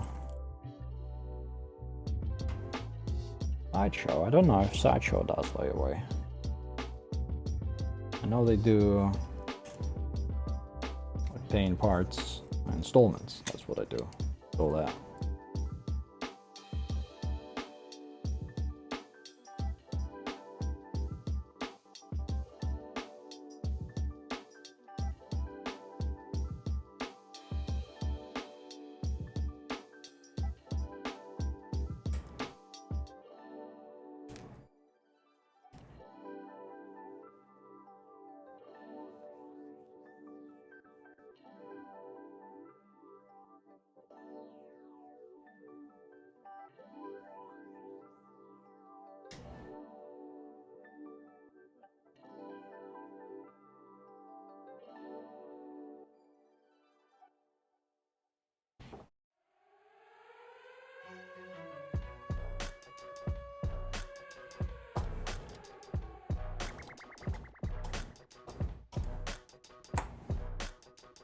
Beautiful. Now that's a backpack. Now that's a freaking backpack. Holy shit.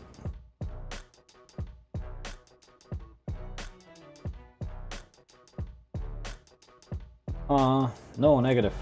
That's the part that we fixed last week. It was working fine. I actually broke it on purpose. I snapped it off on purpose because let me show you. It's kind of useless. When you have it actually there, it prevents these wings. Stop trying to use my nails.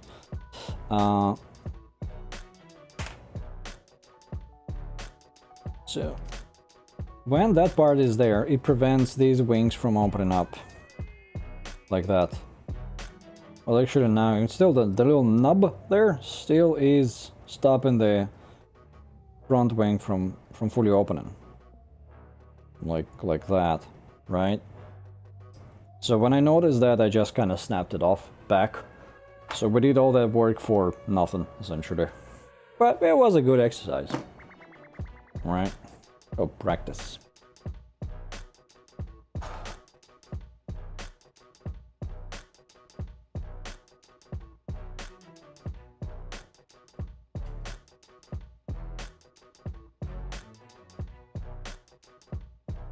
Right. All rise. Extra special Gundam. Behold the king. But we did a little bit of extra, not extra, but custom work today as well, right? We modified... What's there? What did it want us to do here? Today we modified the head unit live with an LED. Arguably a more successful attempt at the custom work on a live stream. Actually went pretty well. I'll show it to you in a sec.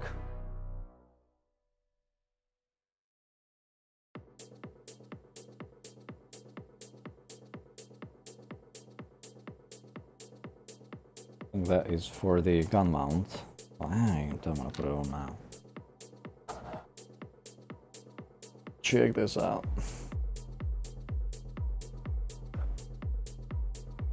Absolute beauty, absolute beauty.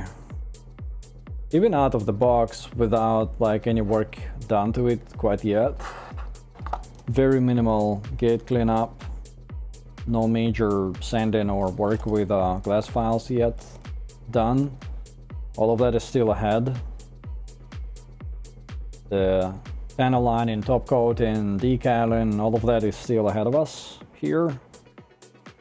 But holy crap, even like now in its very much raw form, I would say AMG XS Gundam is a thing of beauty. Even today.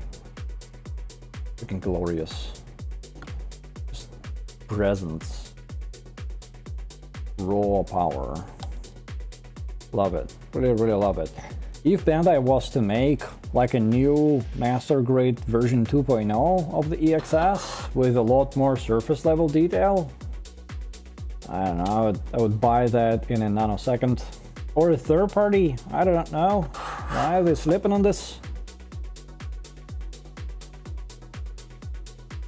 Oh yeah, if you're doing resin kits, then obviously, you know what? If a third party made, because it's getting quite popular, right? They make master grade kits with the resin conversion kits pre-applied to the mold. If they did it for this one, that would be awesome, right? Because the design is phenomenal. Even like the raw design, this is already fantastic. If some third party gave us a master grade EXS, even with the old school inner frame with the screws, don't really care about that, it still works. But with undergating and the resin conversion parts pre-applied to the design already, like we had with the Red Comets in Anjo, for example, that would be a must-have. Without a doubt, I would buy that in a millisecond. If in addition to this bad boy already being in my possession, yeah, maybe one day we'll get that. But even now, what we have is still great, even though this is a over 20-year old, right? Looking at the runners, 2002, 2003, and most runners. Kind of doing some spot checks. I didn't verify it on all runners, but most of them have 2002 date printed. Obviously, I would imagine that's a regional date for the design. It was reprinted last year, which is supposed to be these things. I don't know how to read them, but supposedly they mean 2025 or something like that, I think.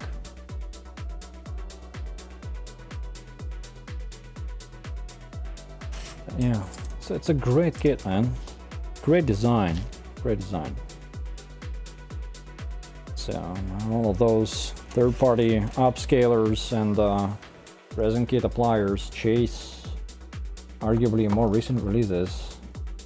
I would argue if they were to give some attention to good old extra special Gundam, that would make a good bank. Yep. Alright, cool. Well, I think that's gonna be it for today, my amigos. It's been a pretty successful live stream, pretty long one as well. I am completely famished. I'm gonna watch Silo, relax, and tomorrow I'm gonna probably build the legs. Originally I was hoping that we could do the legs as well in the live stream, but that's gonna take a couple hours to do these guys, so not today, boys, not today. I don't have enough juice in me for that. But yeah, still done a lot of great work. MGEXS build continues. Absolute gorgeous beauty beast, even though old school, but very much still cool.